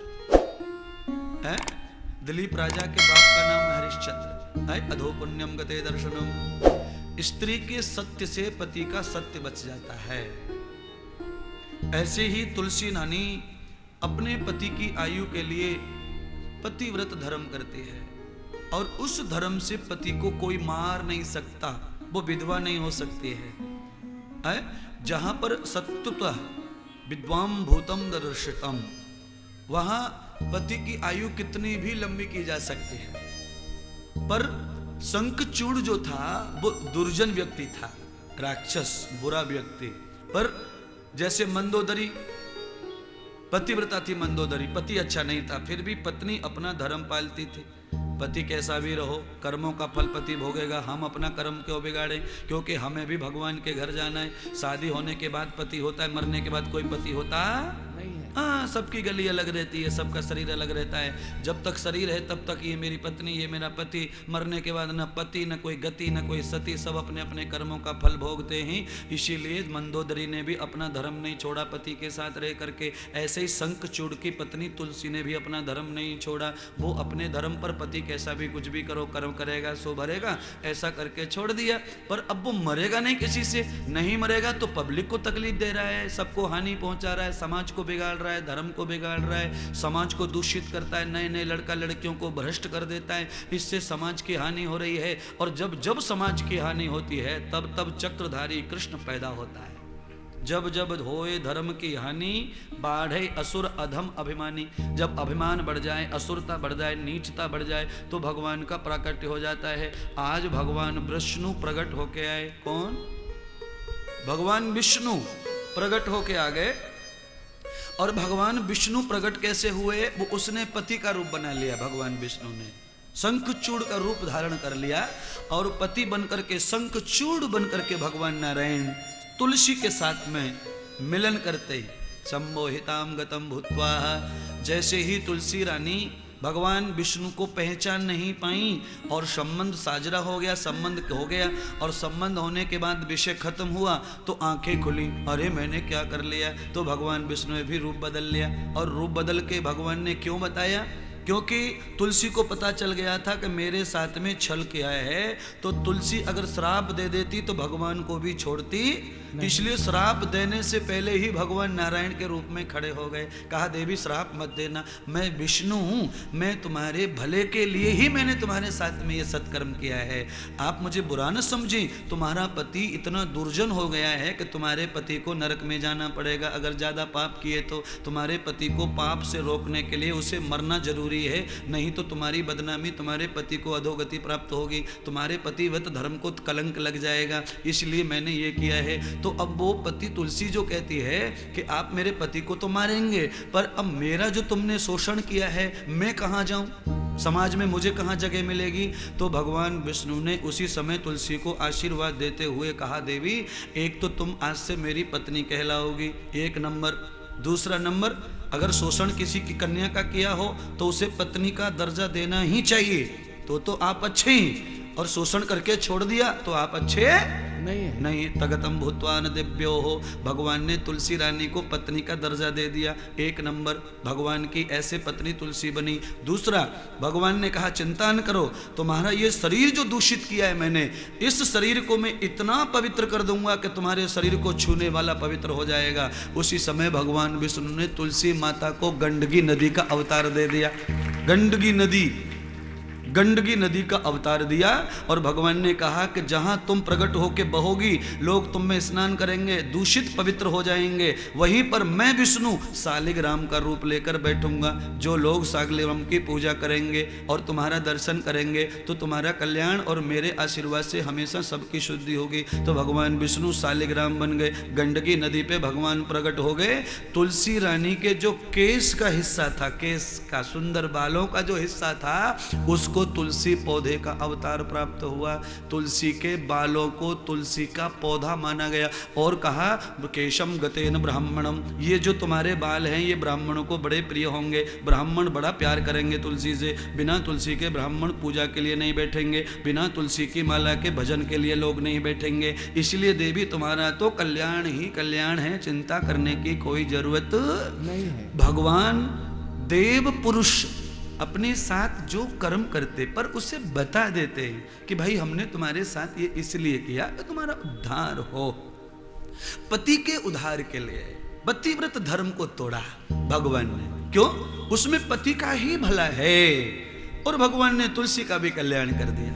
गत्तम न दूषे भूतानाम, तुलसी को गंडकी नदी का अवतार मिला, तुलसी को तुलसी के पौधे में भी अवतार मिला, सब जगह पर प्रतिष्ठा सम्मान तुलसी माता का बढ़ गया। और उसी में भगवान विष्णु ने शंखचूड़ नाम के राक्षस को मार करके समुद्र में फेंक दिया। और शंखचूड़ को जब समुद्र में फेंका तो उसकी जो हड्डियों के टुकड़े थे, उन टुकड़ों के अंदर जीवों ने घर बना लिया, और वो जीवों ने जो घर बनाया वही शंख बना, और वो विष्णु की सेवा में प्रस्तुत हुआ। शंखचूड़ राक्षस की हड्डियों से शंख का निर्माण हुआ है। आवाज लगा के भगवान विष्णु प्रसन्न हो जाते हैं। बोलिए विष्णु भगवान की, तुलसी माता की जय हो। अरे रे रे रे 5 मिनट में इतनी बड़ी कथा है? ये कथा गुरु के मुख से सुन रहे, इसीलिए इतनी हो गई है। 5 मिनट में इतनी बड़ी कथा, और अगर इस कथा को खुद पढ़ने लगेंगे तो 10 दिन निकल जाएंगे, पर इसका अर्थ समझ में आने वाला नहीं है। हाँ, मन में ऐसा आएगा भगवान ने ऐसा किया तो काहे का भगवान है। तत्वम न भूतो दर्शितम, जो तत्ववेता रहते हैं, जो समादृष्टि लोग रहते हैं, जो परम योगी लोग रहते हैं, वो हमेशा कल्याण की भावना से सदुपयोग सद्यम सत्कर्मम, पति के कल्याण के लिए भगवान ने और अपना रूप धारण कर लिया। मेरे जैसे तुम्हारे जैसे लोगों का काम नहीं है ये, हमारे तुम्हारे जैसे लोगों के लिए तो ये बुरा काम है, भ्रष्टाचार है। हम सामान्य लोगों को नहीं, ये तो ईश्वर के लिए सब लागू है, भगवान के लिए सब लागू है। हम लोगों के लिए ये सदाचार नहीं चाहिए। किसी का कितना भी भला हो बुरा हो, पर हमें कभी भी इतनी हद तक पुरुषार्थ नहीं करना चाहिए। सत्यम मुत्यम पुण्यम गते दर्शनम, सामान्य व्याधि के लिए ये दोष का काम है? अनंत सुखम प्रवेदाह, प्रेम से कोई तुम्हारे साथ में सम्मोहन करता है तो वो धर्म है, पर किसी को ऐसे फंसा के नहीं, भावना में ला के मत करना। अगर सामने से कोई प्रेम से करता है तो आप जो चाहे सो करिए, हमें कोई रुकावट नहीं है, पर सम्मोहितम गतम दर्शनम पुण्याः, आप उन्हें फंसाइए मत, ऐसा कर लो तुम्हारा ऐसा हो जाएगा वैसा हो जाएगा। ये जो आडंबर है ये दुष्कर्म में आता है, दुर्जन कर्म में आता है। अब इसे साधु करे, कोई देव करे, कोई मनुष्य करे, कोई राजा करे, अच्छी बात नहीं है। समर्थ को का दोष गुसाएं। बाबा रामायण में कहते हैं जिनको पूर्ण सामर्थ्य है वो तो नारायण हैं, उनको कोई किसी भी काम का दोष लगता नहीं, उन्हें कोई काम का दोष नहीं लगता। 16,108 बीवी रखने के बाद में भी लोग उनको योगी बताते हैं, क्योंकि वो तो पूर्ण है। इतनी सारी नदियां समुद्र में मिलती हैं तो समुद्र को दोष लगता नहीं ना। इतनी सारी नदियां समुद्र से निकल जाती हैं, समुद्र को दोष नहीं लगता, क्योंकि वो तो पूर्ण है। उसे न बरसात से कोई प्रॉब्लम है, न जून के महीने में गर्मी से कोई प्रॉब्लम, वो जो की त्यों रहता है। प्रॉब्लम तो तालाबों को है, हम और तुम तालाब की तरह, बरसात आई तो बड़, जून आई तो सूख गए। हम लोगों को सत्कर्मी करना चाहिए, हम लोगों को कभी भावना में लाके किसी के साथ गद्दारी नहीं करनी चाहिए। ओम नमः परमात्मने। ईश्वर सबको सद्बुद्धि दीजिए। अब मैं आपको नवरात्रि की कथा में प्रस्तुत करूंगा ले जा करके। त्वया गतम न वेदिताम नवत्ति वशो न पुण्यः। नवरात्रि का व्रत ऋषि मुनियों के काल से प्रसिद्ध है। नवरात्रियों का व्रत कोई मैंने नहीं चलाया है, नवरात्रियों का व्रत आपने नहीं चलाया है। खाली आज हम जो नवरात्रि करते हैं ये केवल पाखंड है, इसमें कोई सच्चाई नहीं है। इसमें कोई सच्चाई नहीं है। मैंने आपको परसों कहा था, जिंदगी का सफर करने वाले अपना मन का दिया तो जला ले। हाँ, आप जो अपने घर में ऐसा मटका ला के बड़ा सा पानी भर के और उसमें गेहूं डाल के मिट्टी में चावल डाल के या कुछ भी डाल के मिट्टी में रख देते उसके ऊपर से, फिर धीरे धीरे वो गेहूं चावल धान धुन जो भी है वो उगाता है, बड़ा बड़ा हो जाता है। आप समझते देवी खुश हो गई है? इतनी सी मिट्टी में डाल के देवी खुश कैसे होगी? लोग तो 20-20 एकड़ गेहूं करते तब देवी खुश नहीं होती है, तो तुम्हारे इतने से गेहूं से खुश हो जाएगी देवी? ये प्रोपोगंडा है। क्या है ये? प्रोपोगंडा, सिद्धांत नहीं है ये क्या है? ये कपोल शास्त्र है, कपोल शास्त्र, हमारा तुम्हारा बनाया हुआ गलती शास्त्र, पाखंड शास्त्र है ये। मटकी भरना पानी में मिट्टी में, ये शोभा के लिए होता है, सुंदरता आ जाए, सुंदरता के लिए। नवरात्रि का जो पहला दिन होता है, जिस दिन गठ बिठाया जाता है, मटका रखा जाता है, उससे 10 दिन पहले ही ये उगाना चाहिए, पेड़ पौधे फल फूल ये सब उगा करके वहां सजाने चाहिए, तब अपना दीपक लगाना चाहिए। और तुम क्या करते? नवरात्रि के पहले दिन ये सारा प्रोपोगंडा शुरू करते हैं। नहीं नहीं नहीं नहीं नहीं, ये सारी तैयारी पहले से चाहिए। अच्छा बताओ, महाराज आने के बाद पंडाल बनाएंगे तब कथा होगी कि पहले से पंडाल बनाना पड़ता है? पहले से। ये गद्दी पहले चाहिए ना। महाराज आ गए, कथा सुनाने लग गए और फिर व्यासपीठ बना रहे, क्या फायदा उसका? अबे देवी आ गई बैठ गई और फिर बाद में उगा रहे। कई लोगों की तो कल उगे, कल और आज समापन है। कई लोगों की तो कल हरे हरे दिखे और आज संपन्न हो रहा। तो बताइए कैसे फसल पकेगी इनकी? त्वयागतम भूत्वा। महाराज तुमको किसी भी काम से रोक नहीं रहे, खाली काम करने का विधान सुधार रहे तुम्हारा। सिर्फ नवरात्रि करो, पर कैसे करो अब हम आपको कथा सुनाएंगे। कथा सुनिए। नवरात्रि की कथा सबसे पहले ऐसे पूजा पाठ ध्यान के योग में कब से आई? तो कहा 9 लाख वर्ष हो गए इसको। कितने वर्ष हो गए? 9 लाख वर्ष पूर्व सबसे पहले नवरात्रि का व्रत भगवान राम ने किया था। कब, क्यों किया था? नवरात्रि का व्रत क्यों किया था? क्योंकि भगवती जगदम्बा माता लक्ष्मी सीता का हरण हो गया था। लक्ष्मी जी को पाने के लिए, शक्ति को पाने के लिए, जो खो गया है उसे पाने के लिए, जो बिछड़ गया है उसे ढूंढने के लिए नवरात्रि के 9 दिन 9 प्रकार की भक्ति का उपासना की। तुम क्या पाना चाहते नवरात्रि में? तुम्हें तो पता ही नहीं है कि नवरात्रि करते क्यों है। तुम तो खाली करते ढोंगी हो, तुम तो खाली पाखंडी है, तुम तो खाली लकीर के फकीर हो गए। ये रोड बना दिया सरकार ने, PLWD ने, और चलो इसी पे चलो, चलो इसी पे चलो। अरे रोड शमशान को जा रहा है, तू कहां जा रहा? चल क्या खाली कथा में थोड़ी आता रोड भाई। रोड तो कहीं भी जाता, रोड का क्या है भाई? ऐसे लकीर खींच के चले गए मूर्ख लोग, और उस पर तुम चले जा रहे, चले जा रहे, चले जा रहे, चले जा रहे, चले जा रहे, चले जा रहे। अरे वो कहां जाता है ये तो पूछ लो किसी को। इसीलिए लोग कहते हैं कि गुरु बनाओ फिर चलो। पूछ लिया तो समझ जाएगा आगे चौराहे से बाएं होने का है। क्यों? हाँ, व्याप्तम योग चराचरम। भगवती माता सीता का रावण हरण करके ले जाता है। यहां से कथा शुरू कर दूं। वैसे तो राम जी के जन्म से कथा शुरू करनी चाहिए, पर बड़ी लंबी हो जाएगी। 9 दिन में भी पूरी होती नहीं तो वो 1.5 घंटे में कैसे पूरी करूंगा? है? और चुप्पा गुप्पा अपने को आता नहीं है, अपन तो खुल्लम खुल्ला वाले। हाँ, ऐसा है नहीं कि अपन भाई शॉर्टकट बना दे हवाई जहाज की तरह 1 घंटे में दिल्ली। अब 1 घंटे में दिल्ली हवाई जहाज पहुंचा तो देता है, पर उसमें ये शहर नहीं आते ना, रंग रलियां नहीं आती हैं, रंग रलियां। है? कौन आ गया? पुणे आ गया, अब क्या आ गया? खंडाला आ गया, अब नोला वाला, अब बंबई, ये नहीं आता ना मजा। इसीलिए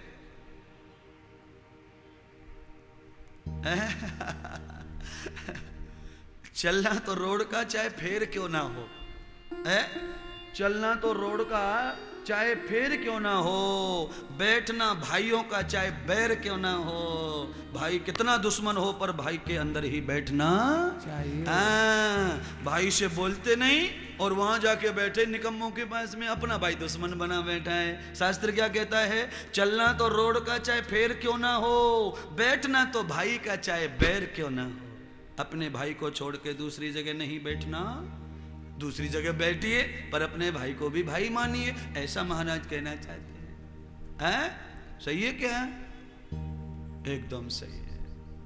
हाँ, भाई से भाई को कभी कुछ नहीं छुपाना चाहिए। हाँ? अंत समय भाई बहुत मदद करता है। पिता से ज्यादा भाई का स्नेह होता है, पिता से ज्यादा भाई का स्नेह होता है। दशरथ के लिए राम जी ने कुछ भी नहीं किया। मर गए तो मर जाओ, पर मैं लौट के आऊंगा नहीं, 14 साल पूरे करूंगा। पर भरत के लिए अपने चरण दे दिए, ले भरत मेरे पादुका लेके जाओ, मेरा धर्म भी पूरा हो जाएगा। और तुम मेरे भाई हो, आए हो कुछ लेने के लिए, मैं नहीं तो मेरे चरण तुम्हें दूंगा। भगवान से ज्यादा भगवान के चरणों की कीमत होती है। कीमती वस्तु भगवान ने भाई को प्रदान कर दी, पर अपने पिता को कुछ भी नहीं दिया। इसलिए पिता से भाई का मान ज्यादा है। इसलिए भाई के बारे में शास्त्र बताया गया है। बैर क्यों ना हो, बैठना तो भाई का पर बैर क्यों ना हो। चलता तो रोड का चाहे फेर क्यों ना हो। शॉर्टकट गली में से जाएंगे तो मरसरी में कैसे जा सकते हैं? गली तो मोटरसाइकिल वाली है।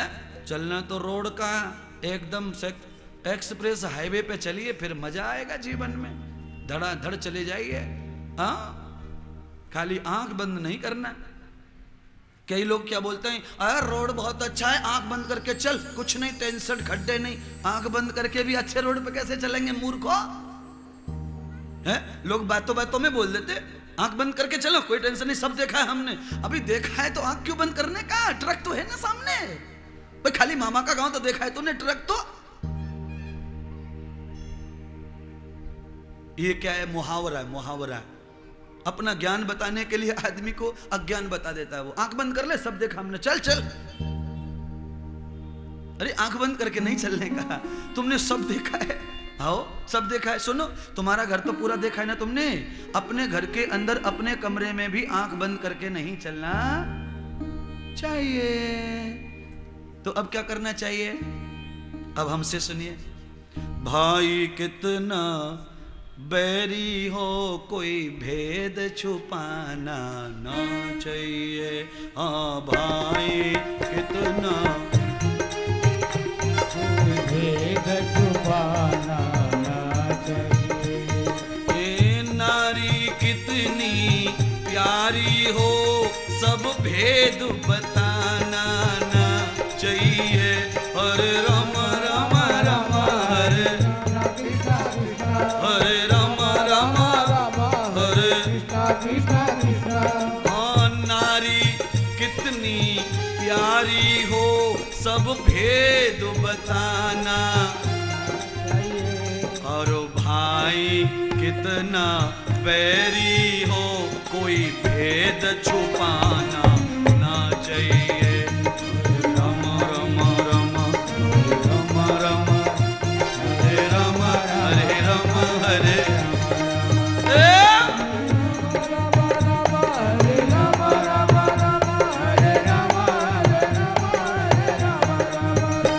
जिस भजन में राम का नाम न हो उस भजन को गाना ना चाहिए।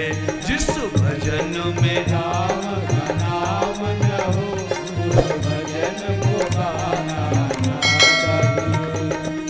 बैठ जाइए बैठिए बैठिए बैठ बैठ थोड़ी देर में। हाँ थोड़ी देर में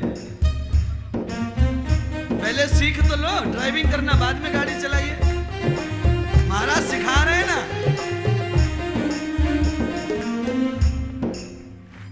गोरे गोरे मुखड़े पे काला काला चश्मा।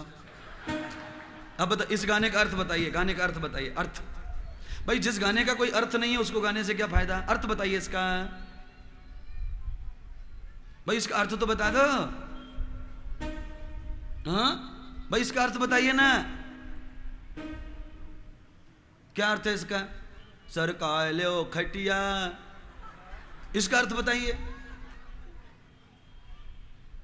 जिस भजन में राम का नाम न हो उस भजन को गाना चाहिए। जिस भजन में राम का नाम नहीं उस भजन को गाना ना चाहिए।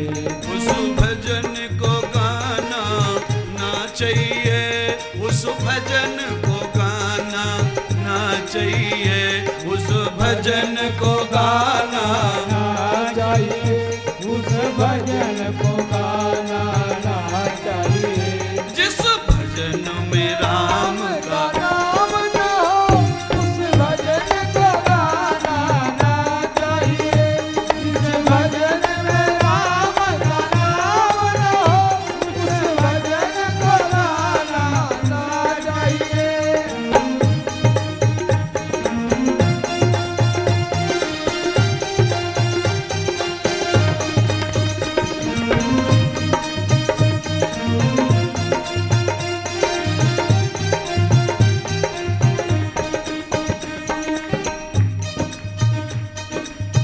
चाहिए। जिस भजन में राम का नाम न हो उस भजन को गाना ना चाहिए। हाँ बेटा कितना प्यारा हो उसे सर पे चढ़ाना। हाँ बेटा कितना प्यारा हो उसे सर पे बिठाना ना चाहिए। और बेटी कितनी अच्छी हो घर घर पे घुमाना ना चाहिए। और हरे राम हरे ओ, ओ, राम हरे राम हरे राम हरे राम राम राम हरे राम राम राम हरे राम राम राम हरे राम हरे राम हरे राम। चाहे बेटी कितनी बढ़िया हो घर घर पे घुमाना ना चाहिए। घर घर पे घुमाना ना चाहिए। और बेटा कितना प्यारा हो उसे सर पे चढ़ाना ना चाहिए। जिस भजन में राम का नाम न हो उस भजन को गाना ना चाहिए। जिस भजन में राम का नाम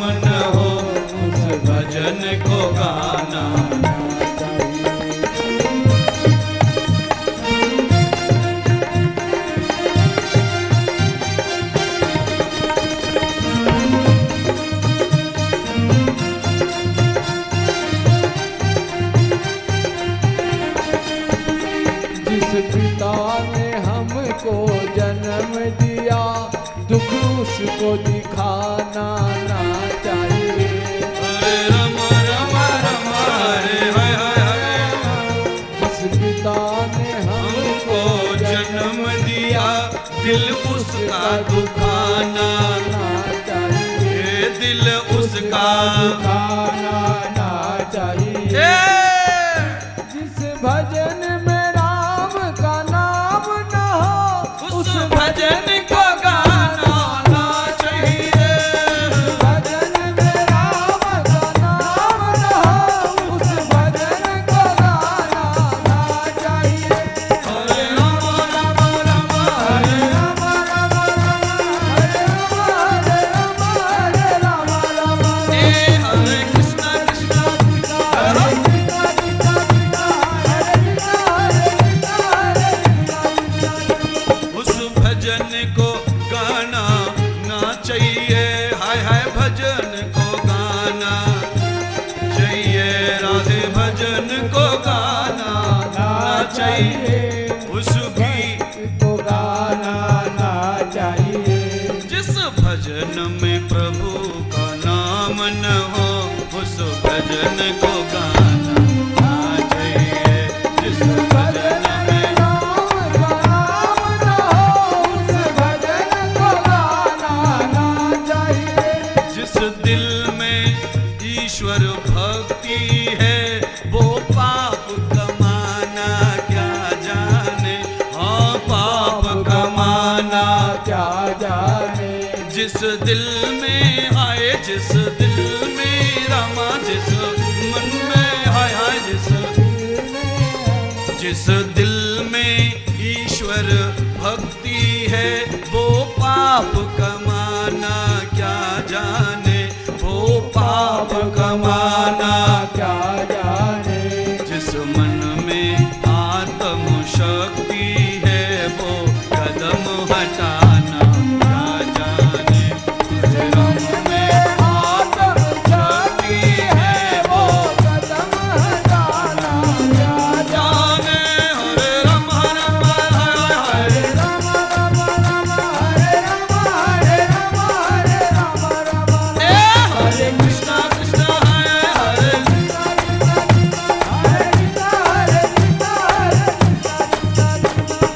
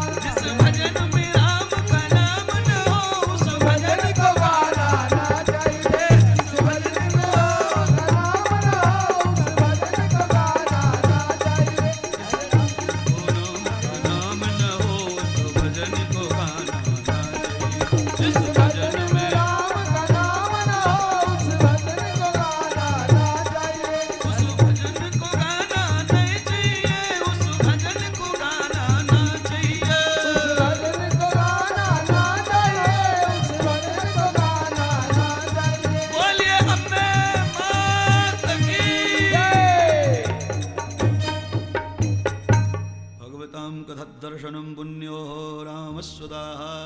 राम जी की कथा सुनिए, नवरात्रि का ज्ञान हो जाएगा। हरे राम हरे हरे राम हरे हरे राम हरे हरे राम हरे। माता सीता ने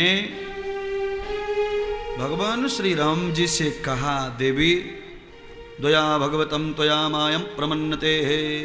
माता भगवती ने कुटिया में बैठ करके माया भी हिरण के साथ में मनरूप प्रेम कर लिया। पूरी कथा समझ लीजिए। माता लक्ष्मी सीता उस हिरण के ऊपर मोहित हो जा रही हैं। हिरण क्या है? हिरण एक सौंदर्य आकर्षण, एक माया का रूप है, सबको जो खींच रहा अपनी तरफ। हिरण को देखने के लिए लोग गाड़ी खड़ी कर लेते रोड पर, इतनी आकर्षण शक्ति है हिरण में। जंगल में गाड़ी चलाते चलाते हिरण दिख जाए तो लोग कार रोक के हिरण को देखते हैं, इतना आकर्षण। और वो तो माया का हिरण था। राक्षस का मामा मारीच माया बनाकर भेष बदल करके माता सीता को लुभाने के लिए, शूर्पणखा का बदला लेने के लिए ये रूप धारण किया। भगवती माता जगदम्बा ने पति से पहली बार कुछ मांगा, कहा मुझे हिरण चाहिए पालने के लिए। भगवान धनुष बाण लेकर हिरण को पकड़ने के लिए चले, पर माया को कैसे पकड़ें धनुष बाण से? माया तो ज्ञान से पकड़ में आती है, माया भक्ति से। तो भगवान ने अस्त्र उठा लिया। जैसे प्रभु नजदीक आए, हिरण भाग निकला। प्रभु उसके साथ भागते भागते गहन वन में चले गए, लौट कर नहीं आए। संध्या काल हो गया तो माता सीता कहती लक्ष्मण को, लक्ष्मण तुम्हारे भ्राताश्री लौट नहीं आए, सूर्य अस्त होने वाला है, तुम जाओ और अपने भाई को वापस लेके आओ। जाने दो, हिरण नहीं मिलेगा तो चलेगा, पर हमारे स्वामी को वापस लाइए। माँ सीता को लक्ष्मण जी ने कहा, माँ भैया जी का मुझे आज्ञा है कि मैं आपको छोड़कर अकेला कहीं न जाऊं। पर सीता ने कहा, जब राजा घर में न हो तो राजा की पत्नी ही राजा हो जाती है। आप मेरी आज्ञा मानिए। आप सेवक बन के आए हैं कि देवर बन के आए हैं? हाथ जोड़ लिए। सेवक बन के लक्ष्मण आए थे, अब कैसे ना बोलें?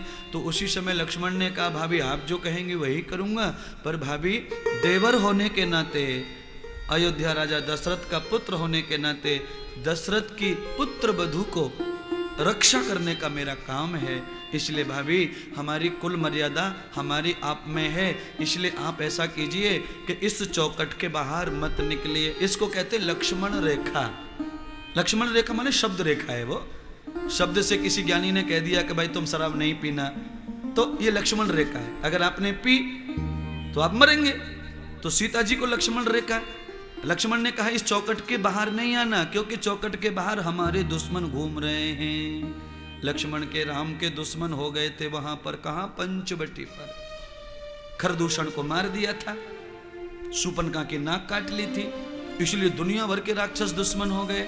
अब स्त्री के साथ स्त्री का बदला लेने की रावण कोशिश कर रहा था, इसलिए लक्ष्मण ने ये कहा। पर माता सीता ने कहा, ठीक है तुम जाओ, मैं नहीं लागूंगी रेखा को, तुम जाओ तो सही। लक्ष्मण जैसे ही चौकट पार करके गए, सीता जी चौकट में अकेली, कुटिया में अकेली, रावण तो वहीं पे छुपा हुआ था। रावण ने ब्राह्मण का वेश बना लिया, वेश बनाकर झोली लटकाकर सीता की कुटिया पर पहुंचा और भिक्षा मांगने लगा।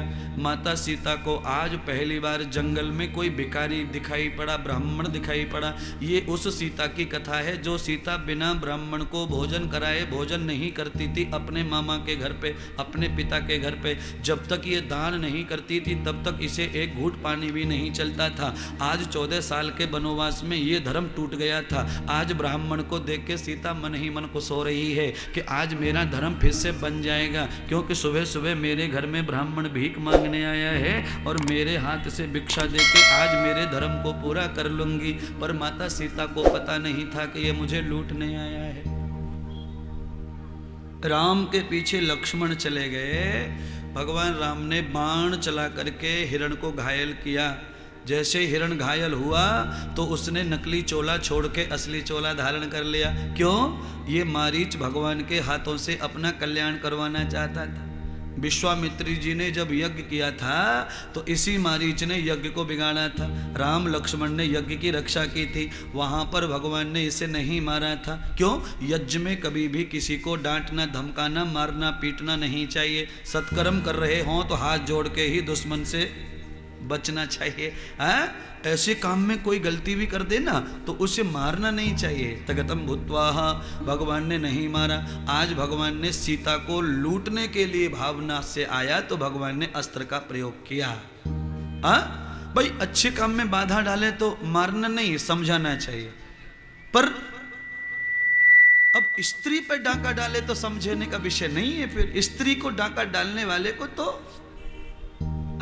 दुर्जितम पुण्य भावेशु, भगवान ने बाण चलाया और वो राक्षस रूप में आया और हाथ जोड़ के कहा, प्रभु मुझे क्षमा कर दीजिए, अगर मैं ये रूप नहीं बनाता तो सीता आकर्षित नहीं होती, तो आप मेरे पीछे नहीं आते, आप मेरे पीछे नहीं आते तो मेरा कल्याण नहीं होता। मेरे स्वार्थ के लिए मैंने ये लीला की है प्रभु, आपके हाथों से मेरा उद्धार हो जाए, इसलिए मैंने ये रूप ठगा था। भगवान मुझे क्षमा करो, पर मेरा उद्धार करो। प्रभु ने उसका तो उद्धार कर दिया, पर लक्ष्मण को देखा तो भगवान के धरती निकल गई पैरों से। लक्ष्मण तुमने बड़ी गलती कर दी, आज तुम अपनी मां सीता को अकेला छोड़ के यहां आए, समझ लो हमारा कुछ न कुछ नुकसान हो चुका है। अंतर्यामी भगवान को पता चल गया कि सीता के साथ कुछ गलत हुआ।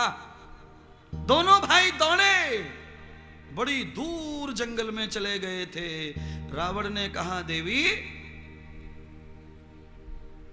तुम अकेली हो घर में और मैं ब्रह्मचारी ब्राह्मण हूं, अकेली स्त्री के पास में नहीं आऊंगा। अगर तुम्हें दक्षिणा करनी है तो बाहर आके करो। अगर तुमने आए हुए ब्राह्मण को वापिस कर दिया तो मैं तुम्हें विधवा होने का श्राप दे दूंगा। अपने राम के प्राणों की रक्षा के लिए माता ने लक्ष्मण की रेखा को तोड़ दिया। दुनिया की कोई भी औरत करेगी ये। सीता जी ने गलती बिल्कुल की नहीं। अपने पति के लिए उसने पति का टॉर्चर किया, पति का नाम लिया। अगर मैं श्राप दूंगा तुम्हारा पति मरेगा, तुम विधवा हो जाएंगी, नहीं तो बाहर आके। तो माता सीता ने राम की सुरक्षा के लिए, अर्थात कथा कहती है अपने पति की लंबी आयु के लिए स्त्री को, ब्राह्मणों को सुबह सुबह दान सेवा करना चाहिए। गाय को रोटी खिलानी चाहिए, कुत्ते को रोटी डालनी चाहिए, कौवे को रोटी डालनी चाहिए, ब्राह्मण को दक्षिणा करनी चाहिए, तो पति की आयु बढ़ जाती है। ऐसा माता सीता की कथा कह रही है। सीता माता ने राम की आयु को बढ़ाने के लिए दक्षिणा की, पर उसे मालूम नहीं था ये ब्राह्मण दुर्जन है, न जाने कौन सी भावना से आया है। इसलिए पानी पीना छान के और गुरु बनाना जान के। भावना का कुछ पता नहीं चलता। द्वयागतम पुण्या भागवतम यथा पुण्य दर्शनम। आज मेरे प्रभु श्री राम और लक्ष्मण दौड़ रहे कुटिया की तरफ। लक्ष्मण जल्दी चलो, कुछ गड़बड़ हो रहा है। इतने में ही सीता माता थाल भर के फल फूटों से आगे लेके आ गई और रावण ने जोर से लात मारी, थाली को गिरा दिया। सीता जी को कमर से उठा लिया और उठा के अपने जहाज में बिठाया और हवा के मार्ग से रावण सीता को लेके उड़ गया। अब तो भगवान श्री राम और लक्ष्मण कुटिया पर पहुंचे। कुटिया के दरवाजे खुले हैं, माता को नहीं देखा, फूल फल तड़ा पड़ा सब पड़े हुए हैं। राम जी उसी समय व्याकुल हो गए, सीते सीते सीते, ये क्या हो गया? अब हम कैसे जाकर अयोध्या में मुंह दिखाएंगे? हम राजा दशरथ के पुत्र होकर अपनी पत्नी की रक्षा नहीं कर पाए तो हमें पति कौन मानेगा? जो पति पत्नी की रक्षा न कर सके, सुख न दे सके, उसे पति कैसे कहे? राम व्याकुल हो गए अपनी इज्जत के लिए, अपने खानदान की शोभा के लिए। अब तो लक्ष्मण क्या करे क्या न करे वो हो गया। राम की आंखों से नीर बहने लगा, राम रो रहे हैं।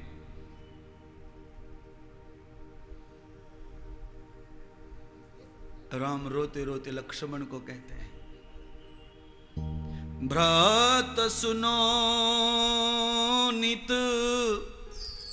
बात हमारी,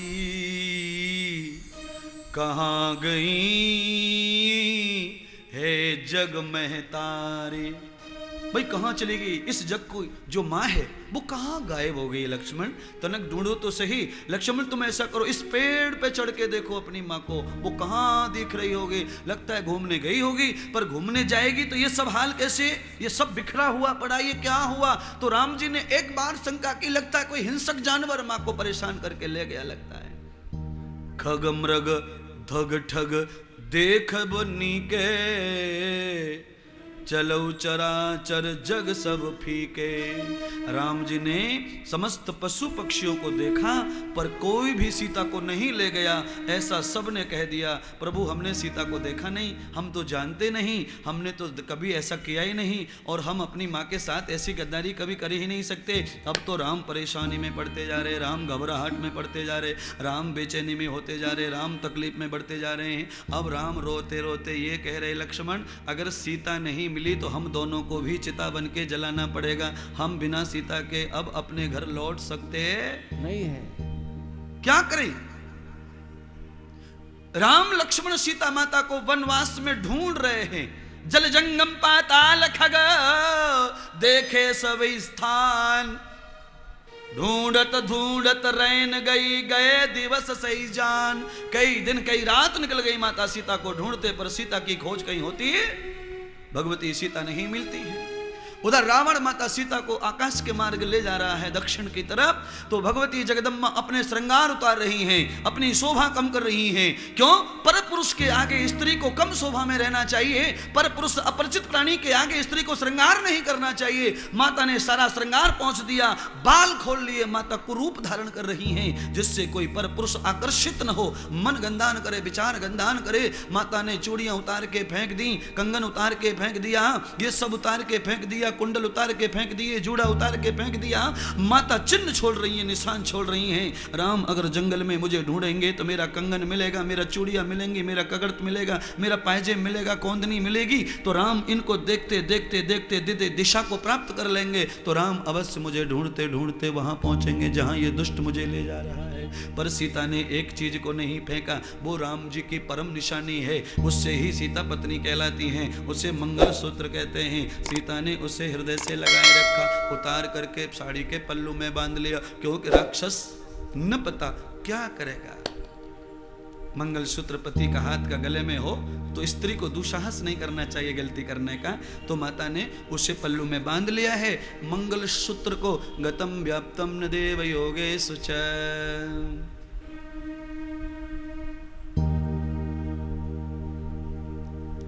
कंगन से सीता को नहीं पहचानेंगे राम, पायजेब से सीता को नहीं पहचानेंगे राम। तो सीता ने फिर परम निशानी को उतार के फेंका। राम जी ने सीता जी के हाथ में जो अंगूठी पहनाई थी राम के नाम की सगाई में, सीता जी ने उसे उतार करके फेंका, क्योंकि अंगूठी जरूर मेरा निशान और सच्चा बताएगी। अब तो भगवती सीता चली गई, और जैसे आकाश के मार्ग में सीता श्रृंगार उतार कर राम राम चिल्ला रही थी, उसी समय गीधराज जटायु माता सीता की आवाज सुनकर आकाश में रावण के सामने, उस जहाज के सामने आकर खड़े हो गए। रावण का जटायु के साथ में घमासान युद्ध चला। पहरम न गते दर्शनम, दोपहर तक युद्ध चलता रहा। दोपहर मतलब समझ गए, 12 बजे तक, सुबह से 12, दोपहरी तक यज्ञ चलता रहा, युद्ध चलता रहा। युद्धम न पुण्यागदेश सह, राम बचाओ राम, राम का नाम लेकर जो पुकार रही थी। जटायु जानता नहीं था ये कौन है, केवल जटायु ये जानता था कि मेरे प्रभु का कोई भक्त है, आपत्ति आई है, इसके लिए तो जीवन कुर्बान करके भी बचाना चाहिए। पर रावण की तेज धार की तलवार ने जटायु के पंख काट दिए। जटायु असमर्थ होकर धरती पर गिर पड़ा, और जटायु रो रो करके राम को पुकारता है। रावण सीता को लंका ले गया। राम धरती में पड़े, जटायु को आए गतम भूतो न व्यापकम योग जन्नो न वेदिता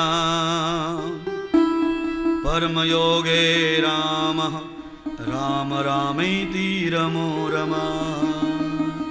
जटायु के पंख कटे, खून बह रहा है, और जटायु हे राम हे राम हे राम हे राम हे राम हे राम हे राम हे राम। जटायु एक ही श्वास में राम लेता है, हर श्वास में राम बोलता है, हर श्वास में राम बोलता है। भगवान राम ने जैसे ही जटायु की आवाज सुनी, लक्ष्मण को लेके भगवान राम दौड़े उस झील की तरफ, उस गड्ढे की तरफ जहां पर जटायु मरा पड़ा था। राम ने सोचा कि लगता है किसी ने सीता को घायल करके डाल दिया है, सीता कराह रही है दर्द से। भगवान राम लक्ष्मण को लेके जैसे जटायु के नजदीक पहुंचे तो देखा वहां सीता नहीं, वहां तो एक पक्षी रो रहा है। पर भगवान ने निश्चय किया कि चाहे सीता हो चाहे कोई जीव हो, पर जो दुख में हमारा नाम सुमरता है हम उसे अवश्य अवश्य उसकी मदद करके उसे गोद उठाते हैं। आज भगवान के नाम जपने वाले जटायु को मेरे प्रभु राम ने जाकर देखा, उसकी चोंच कटी पड़ी है, उसके पंख कटी पड़ी हैं, चारों तरफ से रुधिर बह रहा है, रक्त बह रहा है। प्रभु राम जी ने जाकर के सबसे पहले उसे गोद में उठाया। दुखी को गोद में उठाना चाहिए। कोई पड़ा हो लहूलुहान तो उसे सबसे पहले गोद के सहारा दीजिए। आधा व्यक्ति तो गोद में आते ही अच्छा हो जाता है। प्राणगतम न वेदिता, दुखी आदमी को गोद में रख लो, आधा अच्छा हो जाता है। कितना भी बुखार आ रहा हो, कितना भी तप रहा हो, अगर उसके माथे को उठा के माँ यहाँ रख लेती है जांग के ऊपर, तो उसका आधा बुखार वहीं कम हो जाता है। ऐसे ही भगवान तो सबकी माता पिता हैं। आज जटायु के दर्द में जटायु को प्रभु ने अपनी गोद में लिया, उसके सिर के ऊपर हाथ घुमाया तो जटायु की आंखें खुल गईं। जटायु ने आंखें खोलकर राम जी को देखा तो प्रभु राम ने पूछा, जटायुराज तुम्हारा ये हाल किसने किया है, तुम्हारा ये हाल किसने किया है, और तुम राम राम क्यों बोल रहे हो, क्या तुम राम को जानते हो? तो जटायु ने कहा, हाँ प्रभु मैं जानता हूँ, क्योंकि मेरा एक दुष्ट भाई था संपाति, उसने राम जी के साथ गलत किया था। तो अयोध्या नरेश